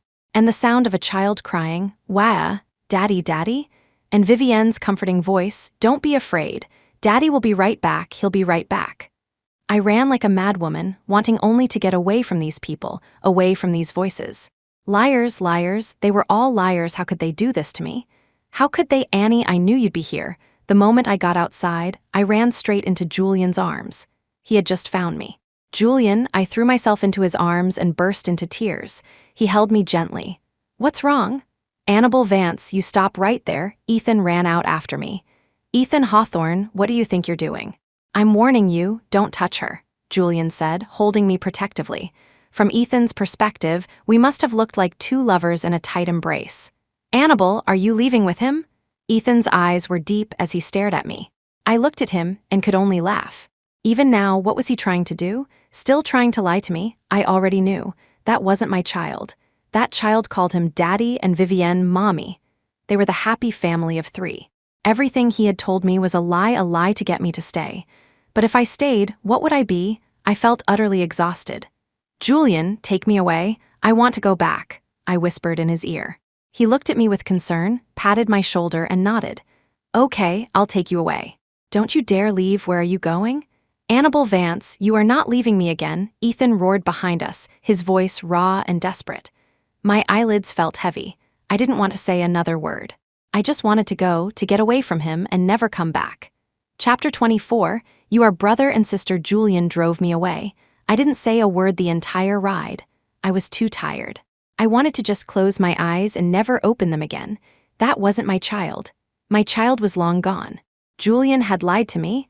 I should have known. He lied to me. Back then, he told me my child was alive just to keep me living. When we were about to return home, he was hesitant. It must have been because my child was already gone, and it was just a lie he had fabricated. I should have known. I should have. When we arrived at the Lancaster estate, Julian's father was still awake, waiting for us in the living room. Because of what had happened at the banquet, Julian had no intention of speaking to him. He was about to take me straight upstairs. "Stop. I have something to say," Julian's father said, his expression grim. "If you're going to say you don't approve of me and Annie being together, then there's no need. I will never give up on her," Julian said coldly. His father looked at him, then at me, and sighed. "Sit down. I'll explain everything. Annie, come here, sit next to me." His father looked at me with a gentle expression. I stared at him, a strange feeling welling up inside me. "Annie, I failed your mother and I failed you. The truth is, I am your biological father." At that moment, this man who had once been a titan of the business world, now in his 50s, shed tears. Julian and I froze. So, he was my father. I had always thought I was the child of some unknown vagrant from the streets.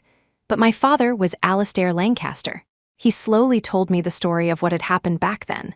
He had indeed failed my mother, and he had failed me. It turned out that when my mother left the Hawthorne family, she hadn't gone mad immediately. Her love for Ethan's father was seen as a disgrace, and she was ostracized by everyone in Northwood City. But there was a third person in that story, Julian's father. He had been deeply in love with my mother, but he had never told her. My mother had always treated him as a good friend. After leaving the Hawthorne family, she went to him. One night, after drinking, he could no longer contain his feelings and forced himself on her. Afterward, my mother was devastated and insisted on leaving. But he imprisoned her. Day after day of long, lonely confinement, my mother's mental state slowly deteriorated. Later, she became pregnant with me. One day, while Alistair was away, my mother escaped. The rest of the story was as I knew it. She was found by Ethan and brought back to the Hawthorne family. Julian and I listened quietly as he finished his story. "It's my fault. I failed you both. I failed your mother." Crash. Julian swept everything off the table in front of him. "Stop talking, don't say another word, I don't want to hear it, I don't believe you," he roared. "Son, I'm sorry. I'm truly sorry." Julian's father, no, I couldn't bring myself to call him that. I would still call him Mr. Lancaster, or more formally, Julian's father. His hair seemed to turn whiter in an instant. I could feel his sincere regret. Honestly, I didn't hate him, but I wouldn't forgive him either. And I wouldn't forgive him on my mother's behalf. But right now, my heart ached for Julian. I knew how he felt about me. He loved me, I knew that. I had always known. But now his father had cruelly revealed the truth to us. I was Julian's sister. His biological sister, ironic. What a cruel, ironic joke. Chapter 25, I found you again, son. Son. He looked at Julian, his face filled with remorse. I'm so sorry. I'm so sorry." Julian's eyes were bloodshot. He turned to look at me, and I looked back at him quietly. Suddenly, he grabbed my hand and ran out, heedless of everything. I didn't resist, I ran with him. Julian's father shouted after us, but we never once looked back.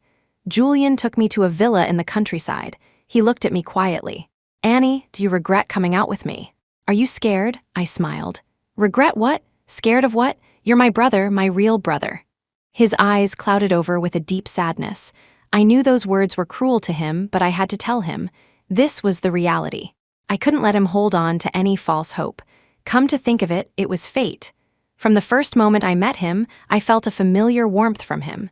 It turned out we were siblings, connected by blood. He hung his head, a bitter smile on his face. "Annie, isn't it ridiculous? I fell in love with my own sister." I looked at him quietly. "No, what brother in this world doesn't love his sister?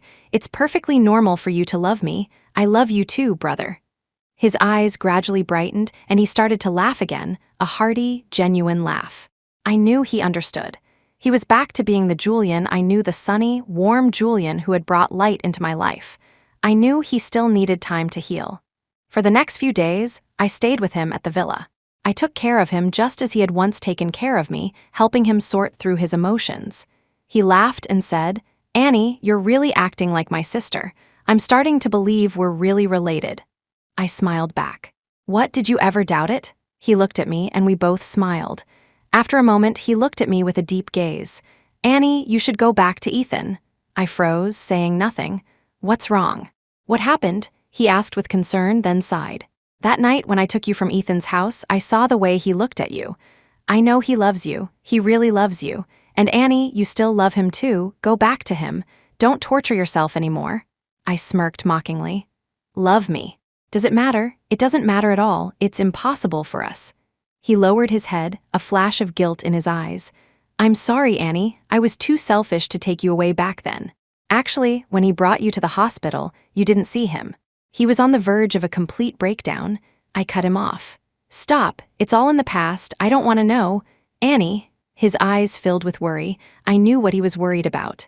He was afraid that if I found out the child was a lie, I would lose the will to live again. He wanted me to live for Ethan.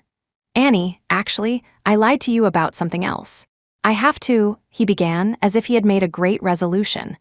"I forgive you," I said with a faint smile. He looked at me, puzzled. "I haven't even said what it is, and you forgive me? You already know?" I nodded. Actually, in these few days of taking care of him, I had slowly come to terms with the fact that my child was gone. But my heart still ached. I know. My child is gone. Ethan does have a daughter who looks a lot like me, and Ethan said she was my child, but I know she's not. Julian looked at me, his eyes full of sympathy. After a while, he gently hugged me. "Annie, don't be sad. It will be okay. Everything will be okay." I leaned against him without a word, nodding gently. But would it really be okay? Some things, once broken, are broken forever. Once gone, are gone forever. Just like my love for Ethan, just like my child who is no longer in this world. Chapter 26. My life is my own. I don't know where Ethan got his information or how he found me. He arrived while I was watering the flowers in the garden. During my years abroad, Julian's daily flowers, meant to inspire me to live, may not have achieved their purpose then. But they did instill in me a love for these vibrant, beautiful things. I didn't notice Ethan's arrival until he wrapped his arms around me from behind. "I found you. Don't leave me again." The watering can clattered to the ground. I spun around in a panic and pushed him away. A flash of pain crossed his face. "What, you don't want to see me? Or have you stopped loving me and fallen for someone else?" I sneered. Who I loved was none of his business. What right did he have to interfere? My love, the very thing he used to despise. "Get out of my way," I shoved him aside coldly. He looked at me, his eyes full of hurt. "Annie, what's wrong? Didn't we agree to be a family? Why are you throwing a tantrum now? Why did you leave me? Why did you run? Why did you try to take Sophie that day?" Lies he was still lying to me. I didn't want to listen to him, didn't want to hear any more of his lies. I just pushed him away without a word. He chased after me, holding me tight from behind. "Annie, what's going on? I need you to tell me." I shoved him away forcefully, my voice sharp. "What do you want to hear? I'm not a good liar. I'm not as good at it as you are. Believe what you see. I don't want to explain anything anymore. Yes, I don't love you anymore. I've fallen for someone else. So what? What are you going to do about it? So you were lying to me that day. You just wanted to take the child and run away with Julian Lancaster?"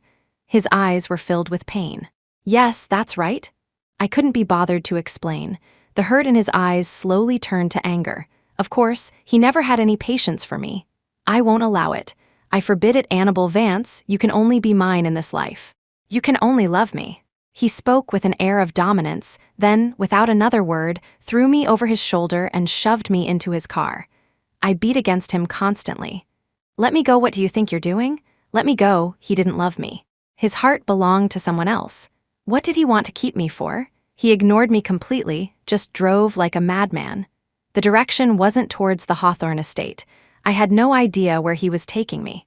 He took me to a villa in the countryside, a place I had never been before, and locked me in a room. From start to finish, he gave me no chance to resist.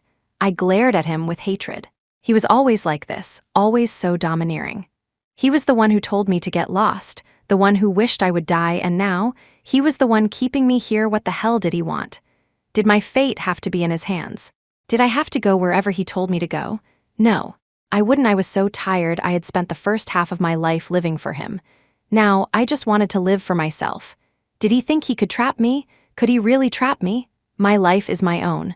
No one can take it from me.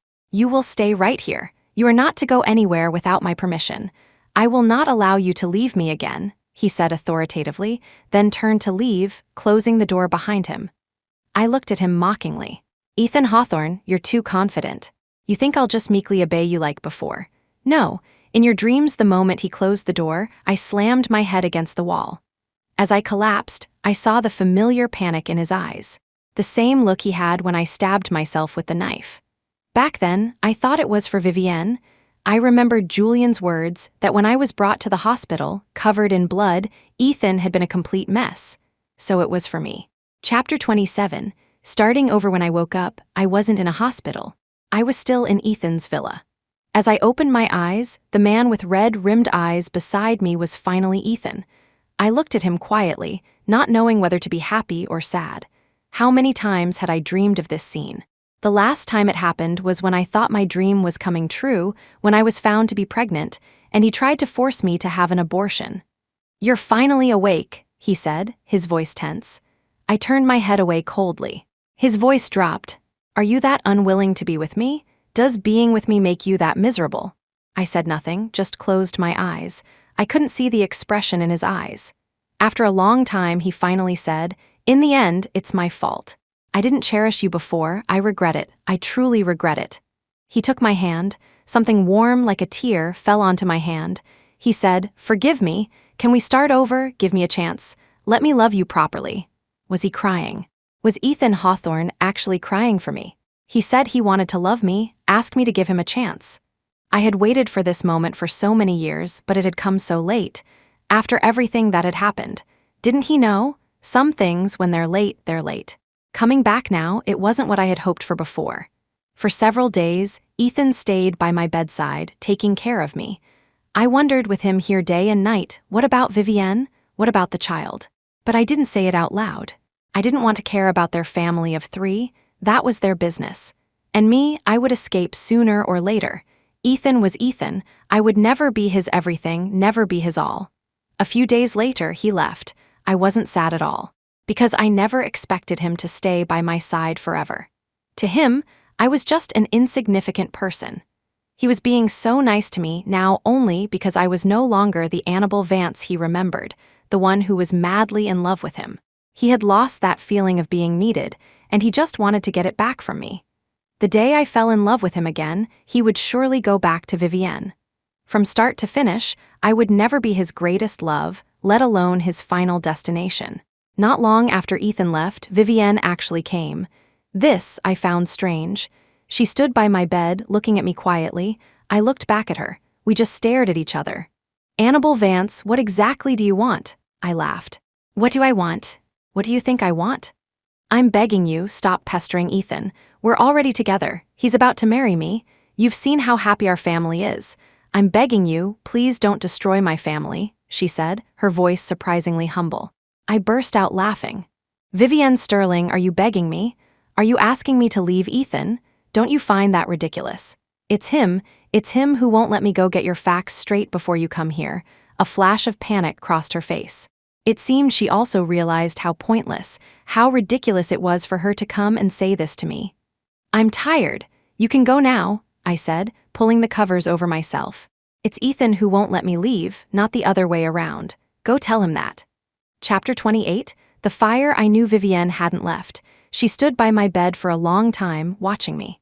I didn't know what she was thinking, but at that moment, I realized she wasn't as confident about Ethan as I had thought. Perhaps their love wasn't as strong as I had imagined.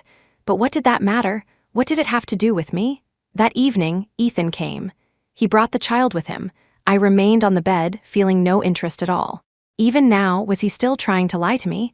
This wasn't my child. He coaxed the child to come over. The little girl stood by my bed, her big, blinking eyes looking at me. "Are you really my mommy?" I stared at the ceiling, not answering. The child seemed hurt. She ran to Ethan, her voice full of grievance. "She's ignoring me. Daddy, is she really my mommy?" Ethan looked at me, then gently patted the child in his arms. "Don't be afraid. Mommy is just sick right now. Can you go outside for a bit?"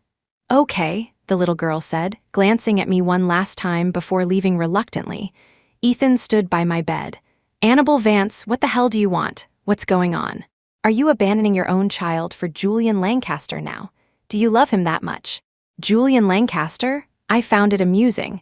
He still thought the obstacle between us was Julian, that I had fallen for someone else. Fine, I didn't want to explain. There was nothing left to say between us. Seeing my indifference, he grew more and more enraged. He pounced on me like a wild animal, kissing me, tearing at my clothes. I didn't resist, nor did I respond. I just let him do as he pleased. After a while, he stopped. He lay on top of me, exhausted, his voice filled with something close to despair. "Annabelle Vance, what do you want? What will it take for you to forgive me? Can't we just start over? Could we? How could we?" This world he had built for me was made of lies. It would shatter with a single touch after that. Ethan didn't come to see me much anymore. Sophie was also sent away. Actually, I really liked this child. Looking at her, I felt a deep connection. I even truly felt she was my child. But she wasn't. My child was gone, long gone. Cough, cough. I was still asleep in a daze when I felt my breathing become difficult. I opened my eyes to find the room filled with white smoke. The villa was on fire. I shot up in a panic, my eyes met with walls of flames. I was trapped in the fire. I wasn't panicked. I just got up and looked around. It was hopeless. I was surrounded by fire. Fine. My life had no meaning anyway, but this was a rather ugly way to die. I lay back down on the bed, my mind replaying the events of the past few years. My thoughts grew hazy. In my daze, I heard someone calling my name. It sounded like Ethan. Was it an illusion? Would he come back to save me? Would he risk his life for me? It had to be fake. It had to be. I must be missing him too much. Only at this moment did I realize how much I wanted to see him, that I still loved him so much. But I couldn't love him anymore. "You're finally awake." When I opened my eyes, the person by my side was Julian. "Cough, cough," I coughed lightly. "What happened to me?" "The villa you were staying in caught fire. It was Ethan who risked his life to save you." "He's still in a coma," Julian said. I remembered. It really was Ethan. He had saved me. Julian looked at me and sighed. "To save you," his back was severely burned. "He just got out of the ICU." I lowered my eyes without a word, my heart aching. You, he said, affectionately tapping my nose, a hint of sadness in his eyes. "There's one more thing I need to tell you." "What is it? Tell me." He took my hand. "Annie, your child is still alive. She really isn't dead." I smiled at him. He was making up stories again to keep me alive. The fire must have made him confused. I pulled my hand away. "It's okay. Don't worry, I won't try to kill myself. I'll live well." He frowned. "No, I'm not lying to you. Your child is really alive. She is Ethan's daughter." I looked at him. His eyes were full of sincerity, not a hint of a joke. I trembled. "Are you telling the truth? You're really not lying to me?" His eyes were also filled with tears. "I'm not lying. She really is your daughter. When you were unconscious, Vivienne brought the child over. I saw how much she looked like you and secretly took a strand of her hair. I had a DNA test done. She is your child." Chapter 29. "Leave immediately." I stood there, stunned. She really was my child. Ethan hadn't lied to me. It was Vivienne who had been deceiving me all along. "My child is alive. My child isn't dead. This is wonderful."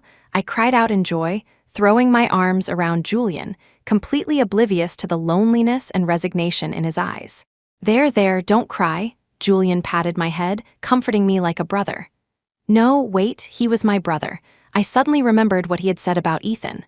Yesterday, saving me, his back was severely burned just out of the ICU. After much hesitation, I finally spoke. I had to admit I still loved him. I still couldn't let him go. "Brother, Ethan, how is he?" "I want to see him," Julian smiled. "I knew it. I'll take you there right now." I stood outside the hospital room, looking through the glass door at Ethan on the bed. He was wearing an oxygen mask, so weak, his face pale. I had never seen him like this. A sudden fear gripped my heart, the fear that he might never wake up. Julian saw my anxiety and gently patted my shoulder. "Don't worry," I asked the doctor. "It's nothing major, just his back is injured. He'll be fine after a few days of rest." "Okay," I nodded. Julian helped me away. "I want to see my child. I've never even held her. Brother, take me to see her, please." I couldn't sleep that night, constantly begging Julian. He couldn't refuse me. He finally took me back to Ethan's house. We decided to get the child from Vivienne, but we were too late. When we arrived at Ethan's house, the child was gone. A note from Vivienne was left on the table. "Annabelle Vance, you must know by now that Sophie is your child. If you want her to be safe, you know what to do. Ethan is mine. No one can take him from me." I stood there, frozen, a sudden wave of worry washing over me. I didn't know what Vivienne would do, how she would treat my child. Vivienne was a complete madwoman. I started to tremble, tears streaming down my face. "What do I do? My child, my child." Julian comforted me. "It's okay. Don't worry, leave it to me. I'll get your child back. You go to the hospital now and take care of Ethan." I was still worried, wringing my hands, trembling uncontrollably. "Annie, look at me." Julian gripped my shoulders firmly. "Do you trust me?" I looked into his eyes and my heart slowly calmed down. I nodded. For 2 days, I stayed at the hospital, taking care of Ethan. He still hadn't woken up, and there was no news from Julian. I started to worry again. That night, just after I had finished massaging Ethan's limbs, my phone buzzed. It was a video. A sense of dread washed over me. I clicked on it. As expected, it was from Vivienne.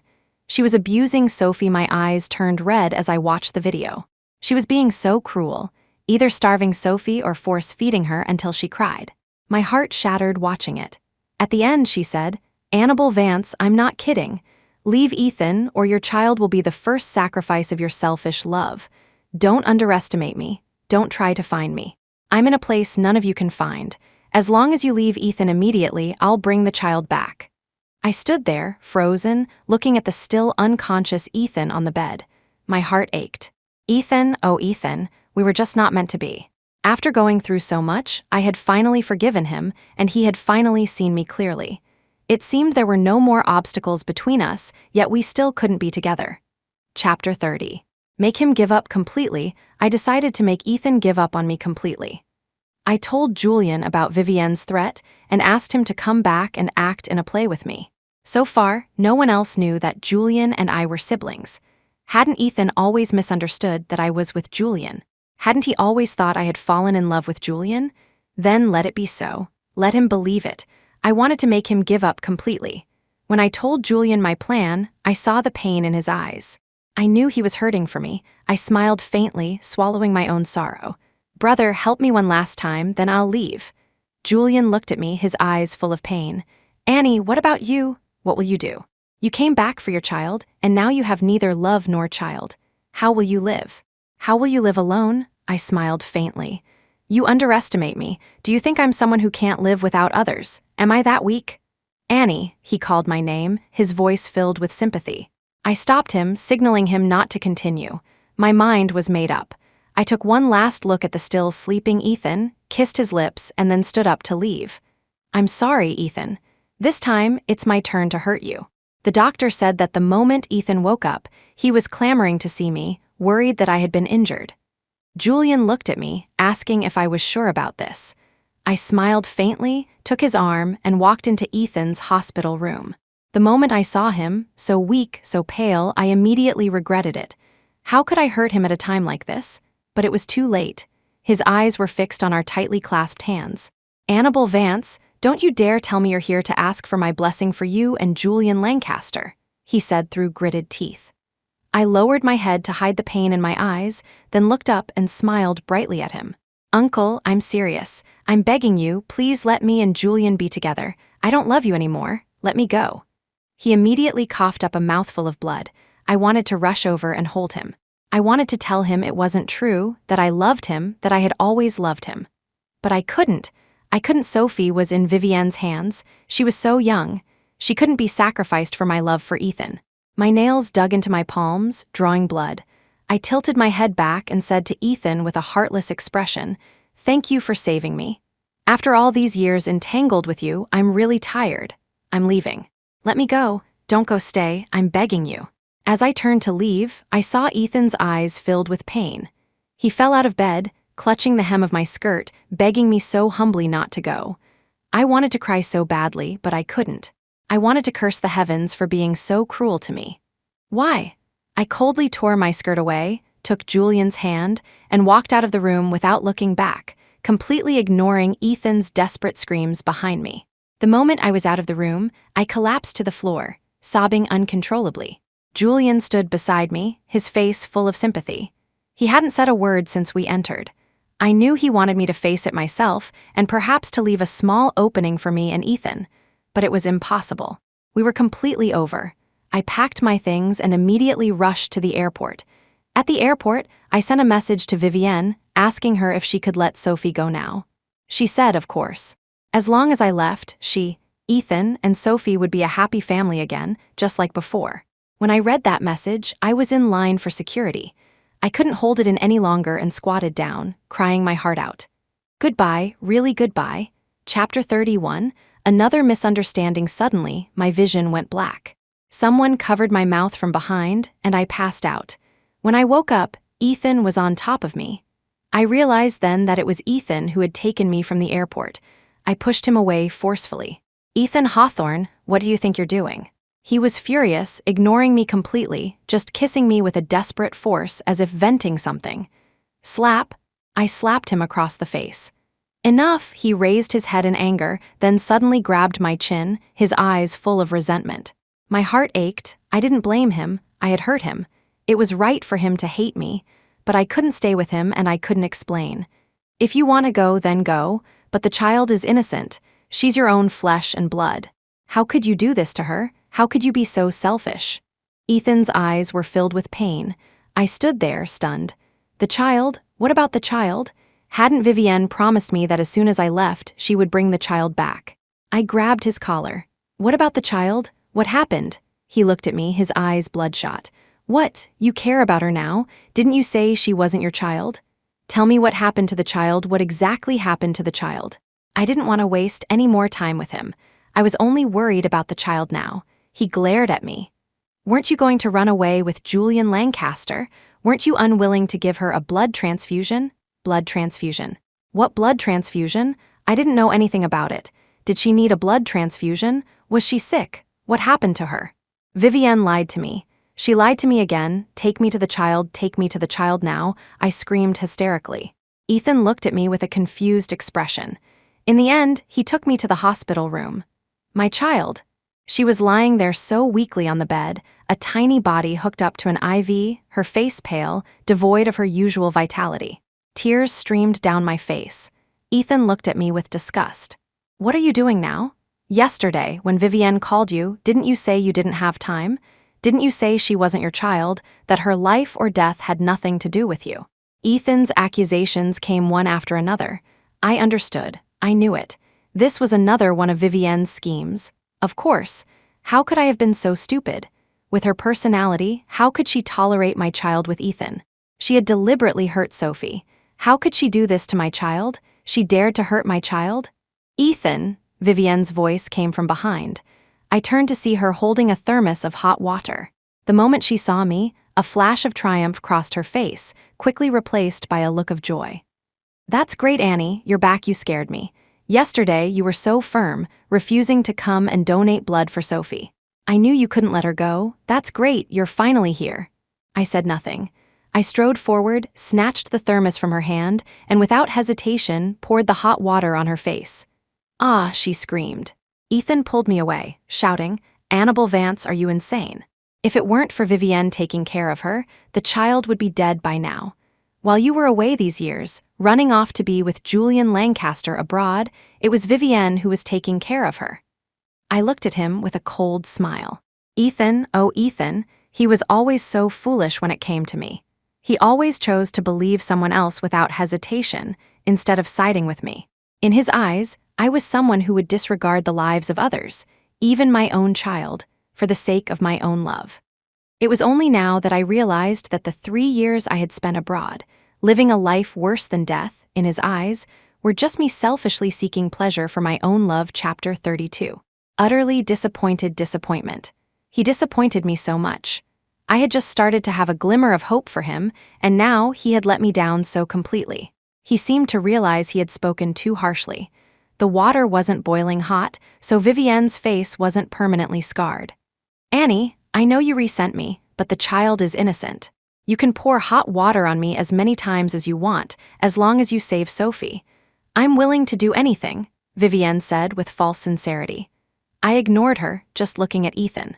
If I told you right now that this is all Vivienne's slander, that I didn't do it, that yesterday I had no idea Sophie was in trouble, that it was Vivienne who threatened me and made me leave, would you believe me? Ethan's eyes were full of confusion.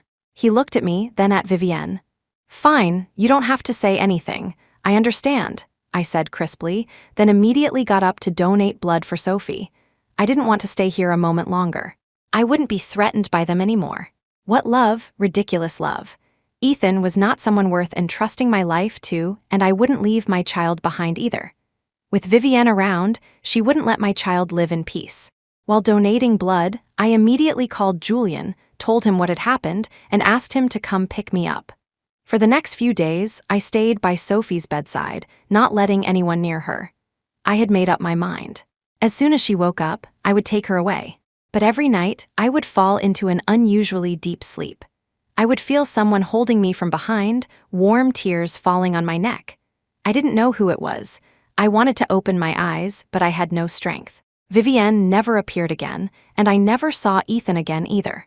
I didn't know if Ethan had finally seen the light and realized his mistake, or if they had decided to be together and leave the child to me.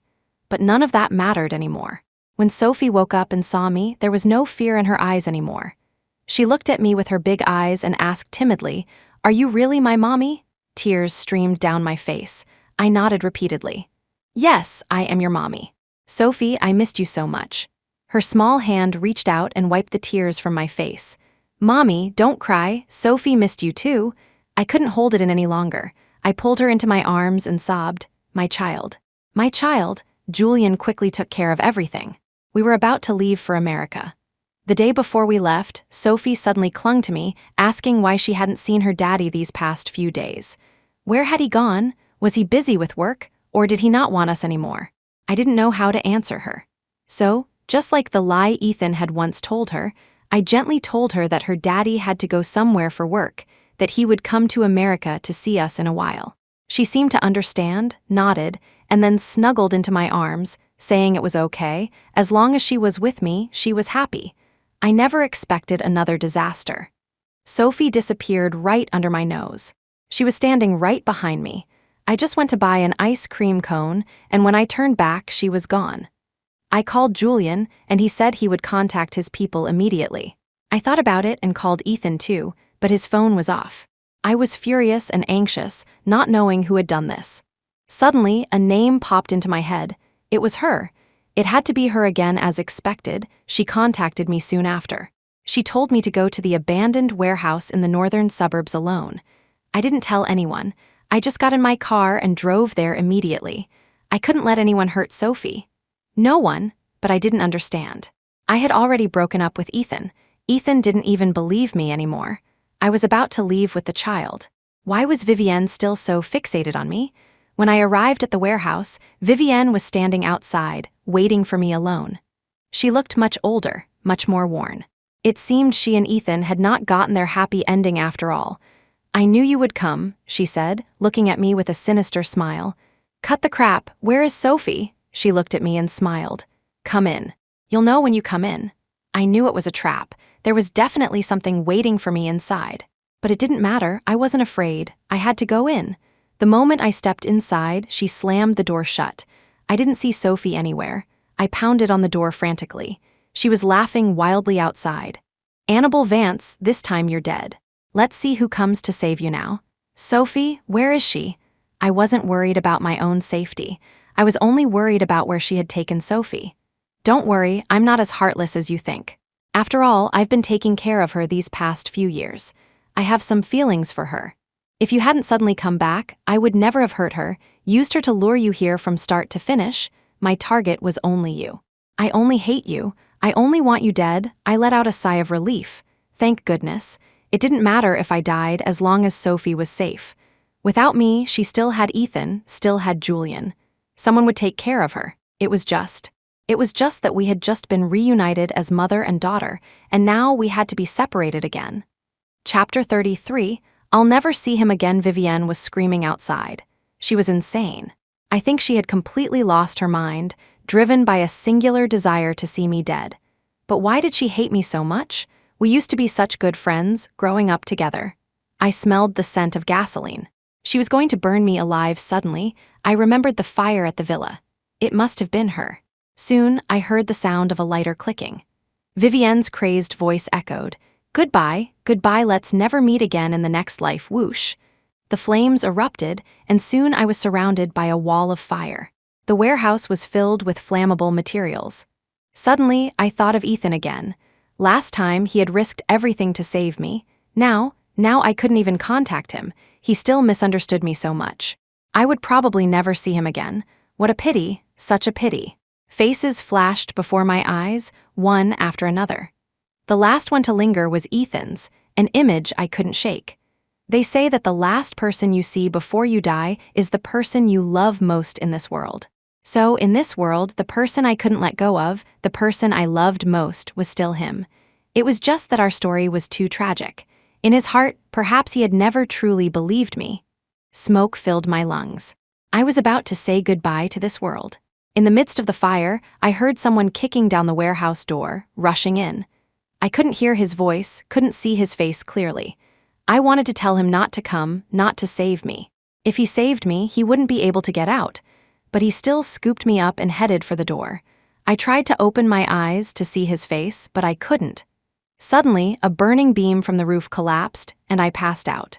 When I woke up, I was in the hospital again. Sophie was holding my hand, sitting by my bed. Julian was there too. I looked around. Everyone was there except for the one person I most wanted to see. Of course, he would never come again. Julian looked at me, his eyes full of sympathy. "Annie, you were so foolish. If the firefighters hadn't arrived in time, you would have been gone." I lowered my eyes. So it was the firefighters who saved me. I thought. I was thinking too much. How could I be so stupid? He hated me so much now, he wouldn't even answer my calls.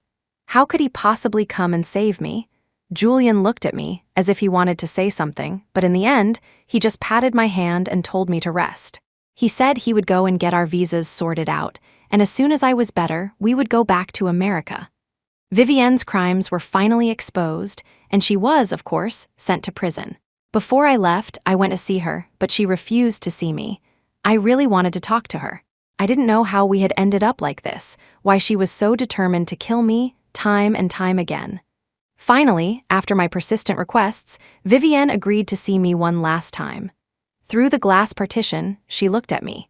For the first time in so many years, I didn't see any other emotions in her eyes. It was a clear, pure gaze, as if we had gone back in time, back to when we were children. I picked up the phone. "Vivi," I hadn't called her that in so long. The word caught in my throat. Her eyes seemed to glisten with tears. She smiled at me. "I hear you're leaving. Are you going to America? Go, it's good to go. Leave this place and never come back." I nodded gently, not knowing what else to say. I had so many questions, but at that moment, facing each other, it was as if we were children again, and I found I couldn't ask any of them. We sat in silence for a long time. The visiting time was almost over. "Annie," she said, calling my name. "I'm sorry, I'm truly sorry." Tears streamed down my face. "It's okay. Vivi, it's okay." She cried too. "Be good to Sophie. You have to be happy. You have to be happy." Watching her walk away, I knew that our decade-long entanglement was finally over. At that moment, we were back to being children. Our grievances were settled, and it was time for me to leave. I would take Sophie back to America and start a new life. I would forget everything here. Before boarding the plane, I took one last look at the city I had lived in for over 20 years. I knew that this time, I would never come back. On the way, I kept looking back. I wanted to see that familiar face one more time, but all I was met with was disappointment, again and again. I knew I shouldn't hope anymore, shouldn't linger. He would never come. It was truly, completely over between us. Chapter 34, The Strange Neighbor. Time flies. In a blink of an eye, 5 years have passed. Sophie is 8 years old now. I feel that Sophie isn't adjusting well to life in America, nor to living with me. She often comes home late from school.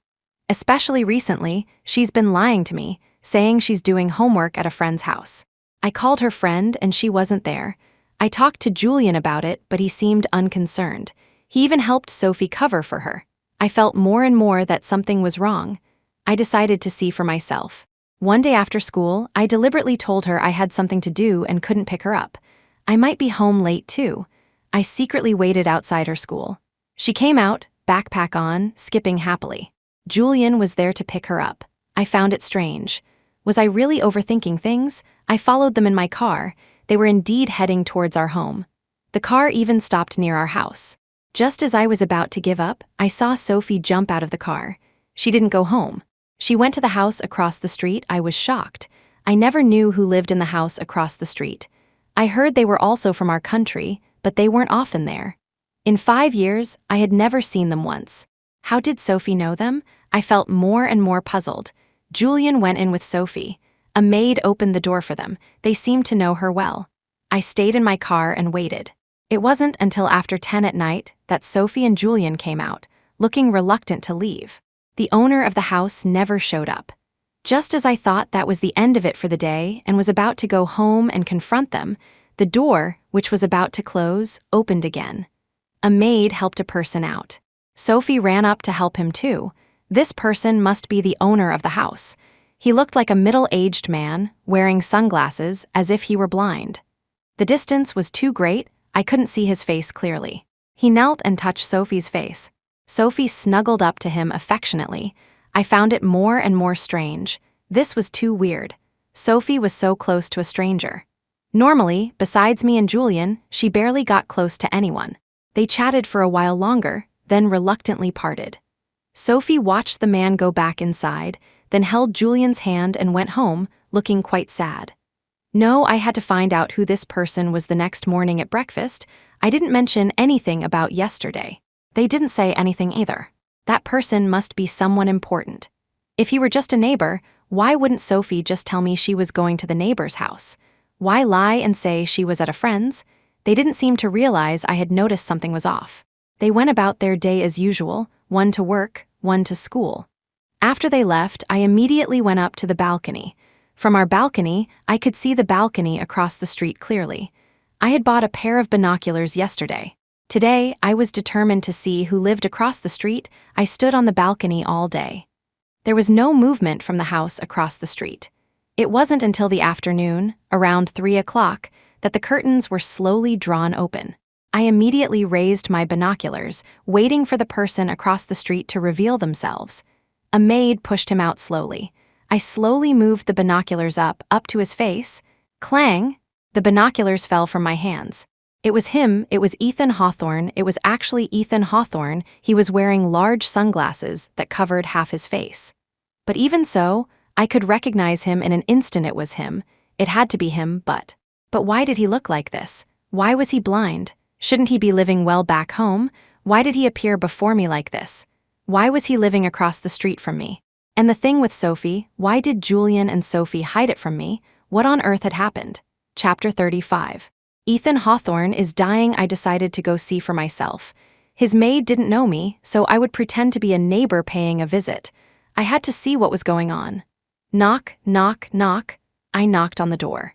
His maid looked at me with confusion. As expected, she didn't know me. I couldn't speak. I couldn't make a sound, or Ethan would know it was me. Fortunately, I had learned sign language when I was teaching at an orphanage. I would pretend to be mute. He couldn't see now, right? As long as I didn't speak, I could stay by his side and find out what had happened. I signed, "Hello, I'm here to apply for a job. I was wondering if you need a maid." His maid looked at me, puzzled, and shook her head, signaling me to leave. That's not right, how could that be? I had clearly seen them advertising for a maid a few days ago. I persisted, signing again, I really need this job. I saw on the website a few days ago that you were hiring. Although I can't speak, I've studied nursing. I will take good care of him. She still shook her head at me, then closed the door. Just as I was about to give up in frustration, the door opened again. She motioned for me to come in. Overjoyed, I followed her inside. The furnishings in the house were very simple, clearly not a place that was lived in much. I vaguely remembered that the house across the street had indeed been mostly empty for the past 5 years, with someone staying for a while only occasionally. But for the past few months, he seemed to have been living here continuously. I wondered if Ethan had just moved in or... I followed the maid inside and saw Ethan. He was sitting in a wheelchair, his back to us. The moment I saw him, I started to tremble uncontrollably. 5 years. I hadn't seen him in 5 years. The maid suddenly said something I didn't understand, probably French. Ethan replied, then slowly turned around. You're the one who came for the job today. Do you know how to take care of people? Do you have any nursing experience? I heard Ethan say. My gaze was fixed on him. 5 years, he had aged. He looked so much more haggard. My heart ached uncontrollably. What had happened to him? Why was he blind? Why was he here? Why did he look so haggard? I wanted to ask, wanted to rush up to him and ask what was going on, but I couldn't. If he wanted to tell me, he would have told me long ago. He wouldn't have hidden it from me with Sophie and Julian. In the end, we communicated through the maid. I would take care of him during the day. This timing was perfect. Julian and Sophie weren't around during the day, so they wouldn't find out. Taking care of Ethan was very simple. It was mostly just me pushing him around. I couldn't speak, and he didn't talk to me much either. We spent our time together in silence. His health seemed to be very poor. He had to take a lot of medicine every few days, and a family doctor often visited. Every time the doctor came, he would ask me to leave. I wanted to stay, wanted to ask him what was wrong, but I couldn't. One day, he was coughing very badly, even coughing up blood. He sent me out again. I was extremely worried. No, this time, I had to ask him what was going on. I didn't go out. I hid in the closet in his room. I heard his conversation with the doctor. It was the most heartbreaking moment of my life. Ethan Hawthorne was dying. There was a blood clot in his brain that was pressing on a nerve. For the past few years, the nerve compression had caused his health to deteriorate, leading to many illnesses. He had lost his sight, and now he couldn't even walk on his own. The doctor urged him to have surgery as soon as possible, but the surgery only had a 30% chance of success. 5 years ago, the chances would have been much higher, but something had happened that delayed it, causing the blood clot to grow larger. And now, with such a low success rate, Ethan was even more reluctant to have the surgery. I listened to their conversation from the closet, crying uncontrollably. I covered my mouth tightly to keep from making a sound. Finally, the doctor left. Ethan also sent everyone out of the room. I heard the sound of his wheelchair moving, coming towards me. Had he found me? Was my crying too loud? After a long while, the room was silent. I could hear my own heartbeat. He hadn't found me. Then he called for the maid to push him away. I don't know how I got back home. I was in a daze, not even making dinner. I never thought that seeing Ethan again would be like this. So Ethan could grow old, could die, could have such a haggard day. Seeing him like this, I felt as if my heart had been torn out and squeezed in someone's hand. It hurt. It hurt so much I could die. Chapter 36. The truth. When Sophie and Julian came back, they also looked dejected. I heard them discussing at the door how to not let me find out. I suddenly opened the door, and they jumped in surprise. I know everything. The person living across the street is Ethan. You've been with him every day these past few days, I said quietly. Mommy, Sophie called out, her eyes filled with tears on the verge of crying. I went up and hugged her. I know everything. I know everything. Ethan, I couldn't say the word. I didn't want to admit it. What did a 30% chance matter? There was still a chance, no. I had to encourage him to live. I had to find a way to make him live. Sophie and Julian told me many things. I finally learned that so much had happened before I left the country that I never knew. Back then, right after Ethan took me from the airport, he received the hospital report. There was a blood clot in his brain pressing on a nerve. He needed surgery as soon as possible, and the surgery was very risky. At that time, he deeply regretted not letting me leave with Julian, for taking me back from the airport. But it was too late. Just as he was wondering what to do, he received news from Vivienne. She framed me, saying that I was willing to disregard Sophie's safety to be with Julian. When Ethan first got the call, he was furious. He had already seen through Vivienne's character and didn't believe her at all. But just as he was about to hang up, he remembered the terminal diagnosis. So, looking at my unconscious form, he made a decision. That was why, when I woke up, he had been so distrustful, deliberately pushing me away, making me leave. He had originally planned to let me leave first, then have the surgery. If the surgery was successful, he would come back to find me. But he never expected Vivienne to lure me to the abandoned warehouse and nearly burn me to death. During that time, Ethan had been following me, but I never knew. He saw me drive to the suburbs alone and followed me.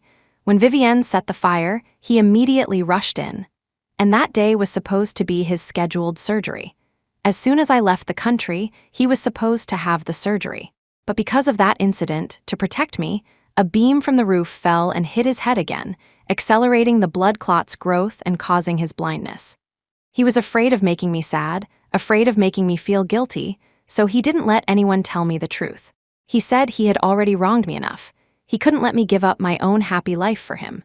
So when I thought I was heartbroken, resenting his disbelief, mocking his weak and pathetic love, and leaving the country in despair, I didn't know he was hovering between life and death. I didn't know he had to endure painful treatments every month. 5 years ago, he refused the surgery because he said he wanted to live a little longer, for as long as he could. He didn't want to die so soon, didn't want to never see me again. So when I first moved to America, he had actually come over right away, living across the street from me. It was just that he spent far more time in the hospital than at home each year, and I never knew. After hearing everything, I couldn't control my tears anymore. Sophie hugged me tightly. "Mommy, don't cry. Don't cry." I pushed her away and ran like a madwoman to the house across the street, knocking on his door. After a long time, someone finally answered, but the person who opened the door was not the maid I knew. Ethan was gone. He had left again. It turned out he had known all along that I was the one who had pretended to be a mute maid. The maid who had been taking care of him also knew me. The moment I knocked, she knew. At first, she refused me because Ethan had ordered that I not find out he was living across the street. But when I persisted, she went to report it. Ethan's first reaction was to refuse. After a moment of hesitation, he let me stay, because he knew he didn't have much time left. He wanted me to be by his side. Even if we didn't speak, just having me there was enough. I ran inside, crying, to Ethan's old study. I remembered there was a large bookshelf there, filled not with books but with various tapes. He never let me touch them. My hands trembled as I played a tape. "Sophie, Sophie, where are you going? Come home early for dinner tonight. We're having scrambled eggs with tomatoes and sweet and sour pork ribs. Brother, do you notice anything different about me today?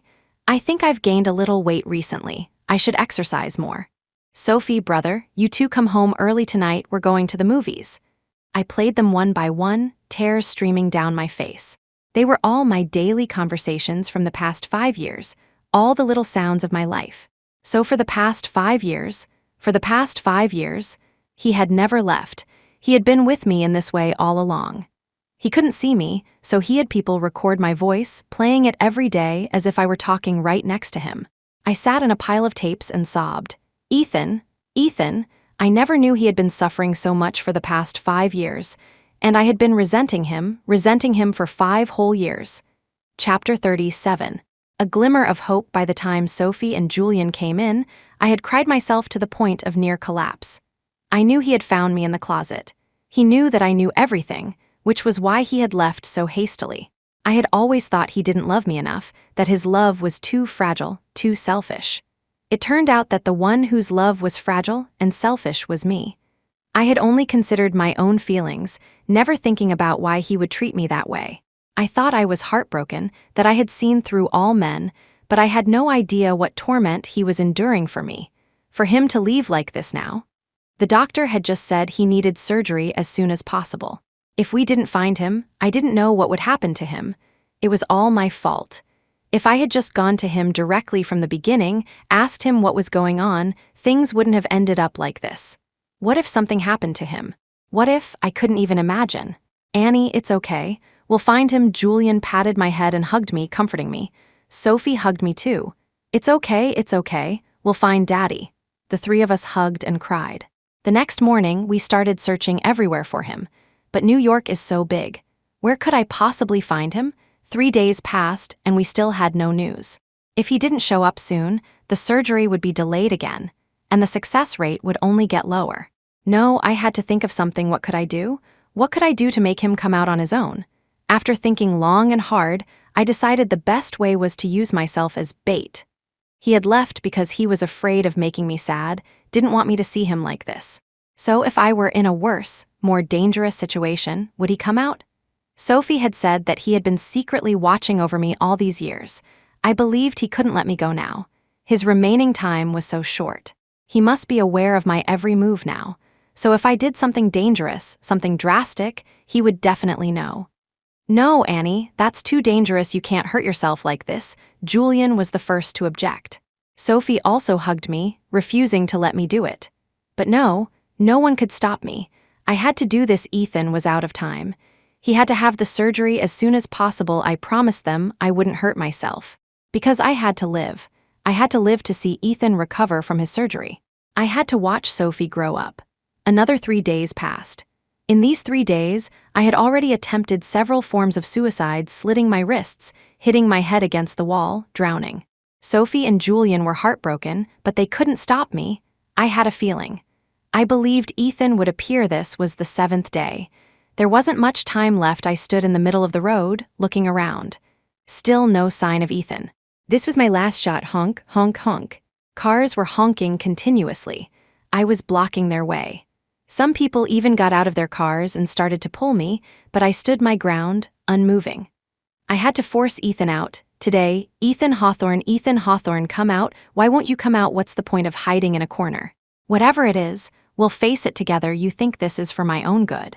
I don't need this kind of good, I'm telling you. Either you come out now and go for the surgery, or you let me go first. I shouted at the top of my lungs. The drivers in New York started cursing at me, calling me a lunatic, but I didn't care at all. Honk, honk, honk. A car was careening out of control, heading straight for me. I closed my eyes. I was taking a gamble. I was betting that Ethan would appear. Whoosh, ah, bang. At the last moment, someone pulled me away. That familiar embrace, that familiar scent. I knew it was Ethan Hawthorne. We fell to the ground together. I held him tight, refusing to let go. He held me tight too. Annie, why are you so foolish? His voice was choked with emotion. If I had been a second slower, do you know you would have? He didn't finish, just held me tighter. I held him tighter too. Ethan, go have the surgery. I'll wait for you, I said, my arms wrapped around his neck. He nodded. Chapter 38. A secret that will never be told. My name is Julian Lancaster. The first time I met Annabelle Vance, I told her, my name is Julian. My purpose is to bring warmth to you, Annabelle. When I said that, she smiled happily. But I knew her eyes and her heart were for someone else. I had appeared too late. The first time I saw her, I just thought her optimism was heartbreaking. I had never seen a girl who knew she was dying be so calm, so indifferent, even joking with me. As we got to know each other, I learned her story. She loved someone she shouldn't love, her uncle, Ethan Hawthorne. That man had hurt her, humiliated her, never cared for the love she gave him. I watched her compromise again and again. For the first time in my life, I wanted to protect a girl so badly. Later, she was severely injured by that man and sent to the hospital. Seeing her covered in blood, I felt my own blood boil. I knew I couldn't stand by and watch anymore, couldn't watch her appear before me, covered in scars, time and time again. So for the first time in my life, I used my family's connections and took her from the hospital. Her condition was very poor, her will to live was weak. I found the best medical team in America, and we worked day and night to treat her. She finally woke up. The moment she opened her eyes and saw me, I could clearly see the disappointment in her eyes. I knew I was not the person she was hoping for. She told me, her face pale, that she never wanted to wake up. I knew full well that I had forced her to stay. I had always thought of myself as a selfless person, but meeting her, I interfered in someone's life for the first time, selfishly wanting to keep her by my side. Although she woke up, her health was still very poor. She grew thinner day by day, sleeping most of the time. The doctor said she had no will to live, that she needed a motivation. I knew I had no right to be her motivation. In her eyes, I was just a stranger who was a little nicer to her. I was already content that she was willing to stay for me. I shouldn't ask for more. But that day, when I went to see the play with her, when she spun around in her red dress, I wanted so badly to keep her. I longed so much to spend my life with someone. So I fabricated a lie. I told her the child was still alive. Actually, I should be grateful that in the end, the child really was alive as expected. She immediately started to cooperate with the treatment, and her conditions slowly improved. Although her body got better day by day, the smile I once saw on her face never returned. I knew she wanted to go back home to see her child, and to see that man, but how could I tell her? How could I tell her that the child was just a lie I had made up? In the end, she said it herself. She told me, "Julian, I want to go home, take me home." I could never refuse her, never hurt her, so I took her back. I knew that all these years, she had never forgotten that man. As soon as she returned, she would surely lose control of her love for him again. Despite this, I still wanted to fight for myself one last time, so I took her home to meet my father. At the welcome banquet my father threw for her, I deliberately proposed to her in front of everyone. I admit, I was being selfish. At that moment, I just wanted to keep her by my side, no matter what it took. This was the most selfish thought I had ever had about her, and that night, I lost her completely. My father told me about a past affair, and that Annabelle was his daughter, my half-sister. I froze. How could it be? How could it be? It took me a long time to accept this reality, but I still couldn't believe it. So that time, while checking the DNA of her and Sophie, I also checked my DNA with hers. We were not siblings, we were not. When I held the test report, I was ecstatic, but I soon realized what was the use. Yes, what was the use? She could never love me. When she found out I was her brother, I could clearly feel our relationship grew closer. She no longer felt guilty for not loving me, no longer held back from me. I hesitated. Actually, this was good too. This way, I could love her without any burden, and she could accept my kindness without any reservations. More importantly, I had a reason to take care of her, love her, and be good to her for a lifetime. In the end, I tore up that test report. I didn't tell anyone about it. Looking at her unconscious face, I kissed her forehead. Let the true relationship between us be a secret that only I know, and she will never know how much I love her. Chapter 39, Ethan's story. My name is Ethan Hawthorne. The moment I discovered the affair between my adoptive sister and my father at the age of 10, my childhood ended. I was destined to be an outcast among my peers, never to experience the simple joy of a 10-year-old. I blamed it all on the sister I once adored, Liliana Vance. At 13, I met her again. By then, she had gone mad, her belly swollen with some unknown man's child. I looked at her coldly, and as I watched, a terrible thought took root in my mind. She had ruined my life, ruined my childhood.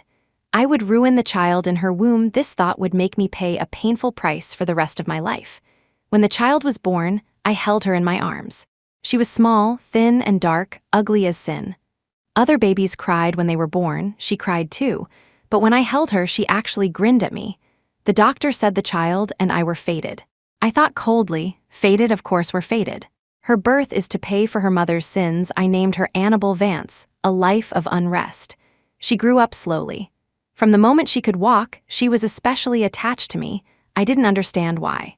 Children usually cling to those who are kind to them, but I was so cruel to her, never even sparing her a smile for years. She grew up day by day, looking more and more like her mother, that seductive hussy, the hussy who destroyed my family. The more I looked at her, the more I hated her. Almost every time we met, I would humiliate her harshly. She would always lower her head, saying nothing, nervously wringing the hem of her clothes. Later, I don't know when, the way the little girl looked at me started to resemble the way other women did. But she was more innocent, no, not innocent, more alluring. She was just like her hussy mother, always knowing how to bewitch men. I started coming home less and less, not wanting to see her. But she always found ways to find me, to see me. I never gave her a kind look. Until that one time, on her 18th birthday. After she begged me for a long time, I finally finished my work and rushed home to attend her coming-of-age party. She had had a bit too much to drink. A group of young boys were fawning over her. I was furious. She was only 18 and already so good at seducing people. Ethan, she saw me through the crowd, her eyes instantly lit up. She ran past them to me. She called me Ethan. I was a little stunned. When had she grown up? And when had she stopped calling me uncle? Ethan, you're here. I thought you wouldn't come. Her cheeks were flushed, and her eyes, looking at me, were brighter than all the stars in the sky. I had a whole speech prepared to scold her, but at that moment I couldn't say a word. Ethan, I want to show you something. She looked at me with a sweet smile, grabbed my hand, and ran off. Look, she took out a sketchbook. Look, this is my drawing of you. Does it look like you? I flipped through the pages. The entire sketchbook was filled with me. I suddenly understood the heart of an 18-year-old girl. I swear, at that moment, I was more happy than angry. Then, in a drunken haze, she kissed me. Her lips were soft and cool. I didn't push her away. It was from that moment that I knew I was done for. I hated my father, hated the disgusting love between him and Liliana, but I was repeating their mistake. Thump. Annie, someone pushed the door open. I shoved her away. It was a girl named Vivienne Sterling, her best friend. She had seen us. She was now staring at me in horror. You too, she stammered, as if about to do something. I stepped forward, took her hand, and looked into her eyes. What's your name? I like you. Vivienne Sterling, she said, shyly lowering her head.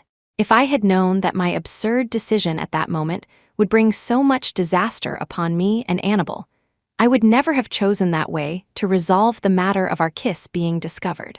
When she woke up, Annabelle didn't remember anything about that night. And from that night on, I never gave her a kind look again. I even stopped going home. Yes, I was running away. I was afraid that if I saw her, I wouldn't be able to control my feelings.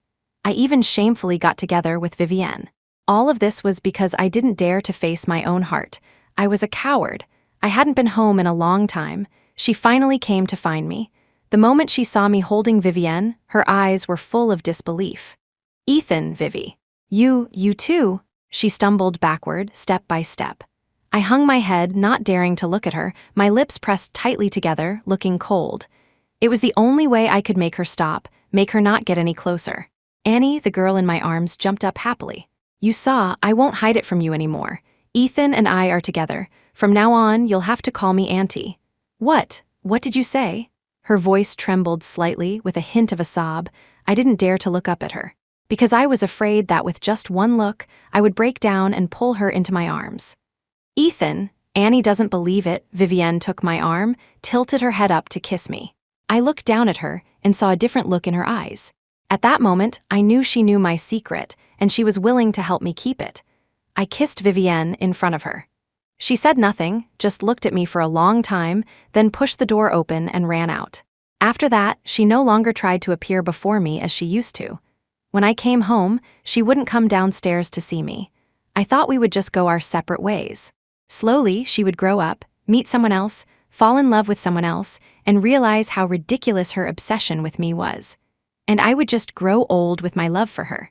We could absolutely not repeat the mistakes of our parents.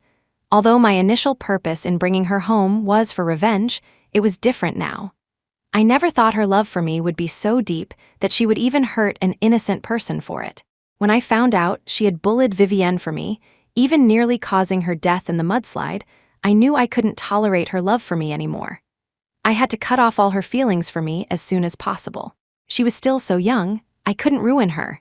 I couldn't let this forbidden love ruin her, but I had underestimated her again. No, that's not right. I should say I underestimated her love and overestimated her strength. Those were the days I least wanted to remember in my life. I was like an executioner, single-mindedly trying to sever all her love for me, never once thinking from her perspective. Until she left with a child, left with another man. It was only then that I knew I might have really lost her. But it didn't matter. As long as her life could be happy, I didn't care what happened to me. Perhaps God just didn't want us to be at peace. Liliana died because of an argument with Vivienne. Although the doctor had long said her heart was weak and she didn't have much time left, I never thought it would come so soon, nor that the news would reach her so quickly. When I saw her, pregnant, crying alone in the crematorium, holding the ashes, God knows how much I wanted to rush up and hold her. But I couldn't. We had already come this far. I couldn't let my momentary lack of control ruin everything. In the end, I couldn't resist. I went up and held an umbrella for her, bringing her home. Later, I don't know what happened, how she and Vivienne got into a fight, and she went into premature labor. At that time, Vivienne told me it was a good opportunity to make her give up on me completely. So I lied to her. I told her the child was dead, that I had deliberately taken the child out for Vivienne. She was in agony. I was in agony watching her. Later, she seemed to have thought it through, but still wouldn't leave me, saying she wanted to stay by my side and make me miserable. When she held Vivienne hostage, all I could think about was that I couldn't let her commit a crime for me, couldn't let her go to jail for me. I had already ruined the first half of her life. I couldn't let her ruin everything. So I saved Vivienne without a second thought. I thought it would be better if I died, if my death could end this love. But the years she was gone, I searched for her like a madman, but there was no news of her anywhere. I regretted it.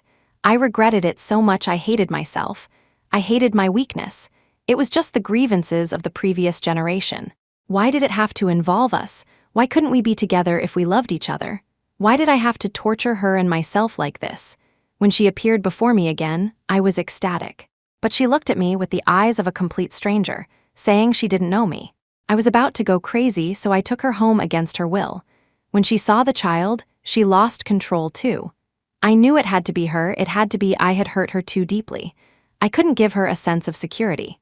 So it was right for her not to forgive me. But I never thought that after 3 years, with so much pain between us, she could have completely fallen in love with someone else when I saw Julian Lancaster. I was jealous, so jealous I was about to go mad.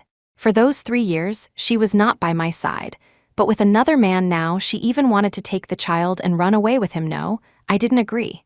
I would never agree. As long as she could forgive me, as long as she could come back to me, I would do anything. I was willing to become a madman, as mad as she once was for me. But from start to finish, I had overlooked one person, Vivienne Sterling. She had been by my side all these years. Although I knew she had done many bad things, she was also a pitiful person, and I didn't love her at all. After the fire, I pushed her away again, using the excuse of distrust. I had hurt her deeply again. Before she left the country, I followed her every day, watching her do everything. I was so reluctant to let her go.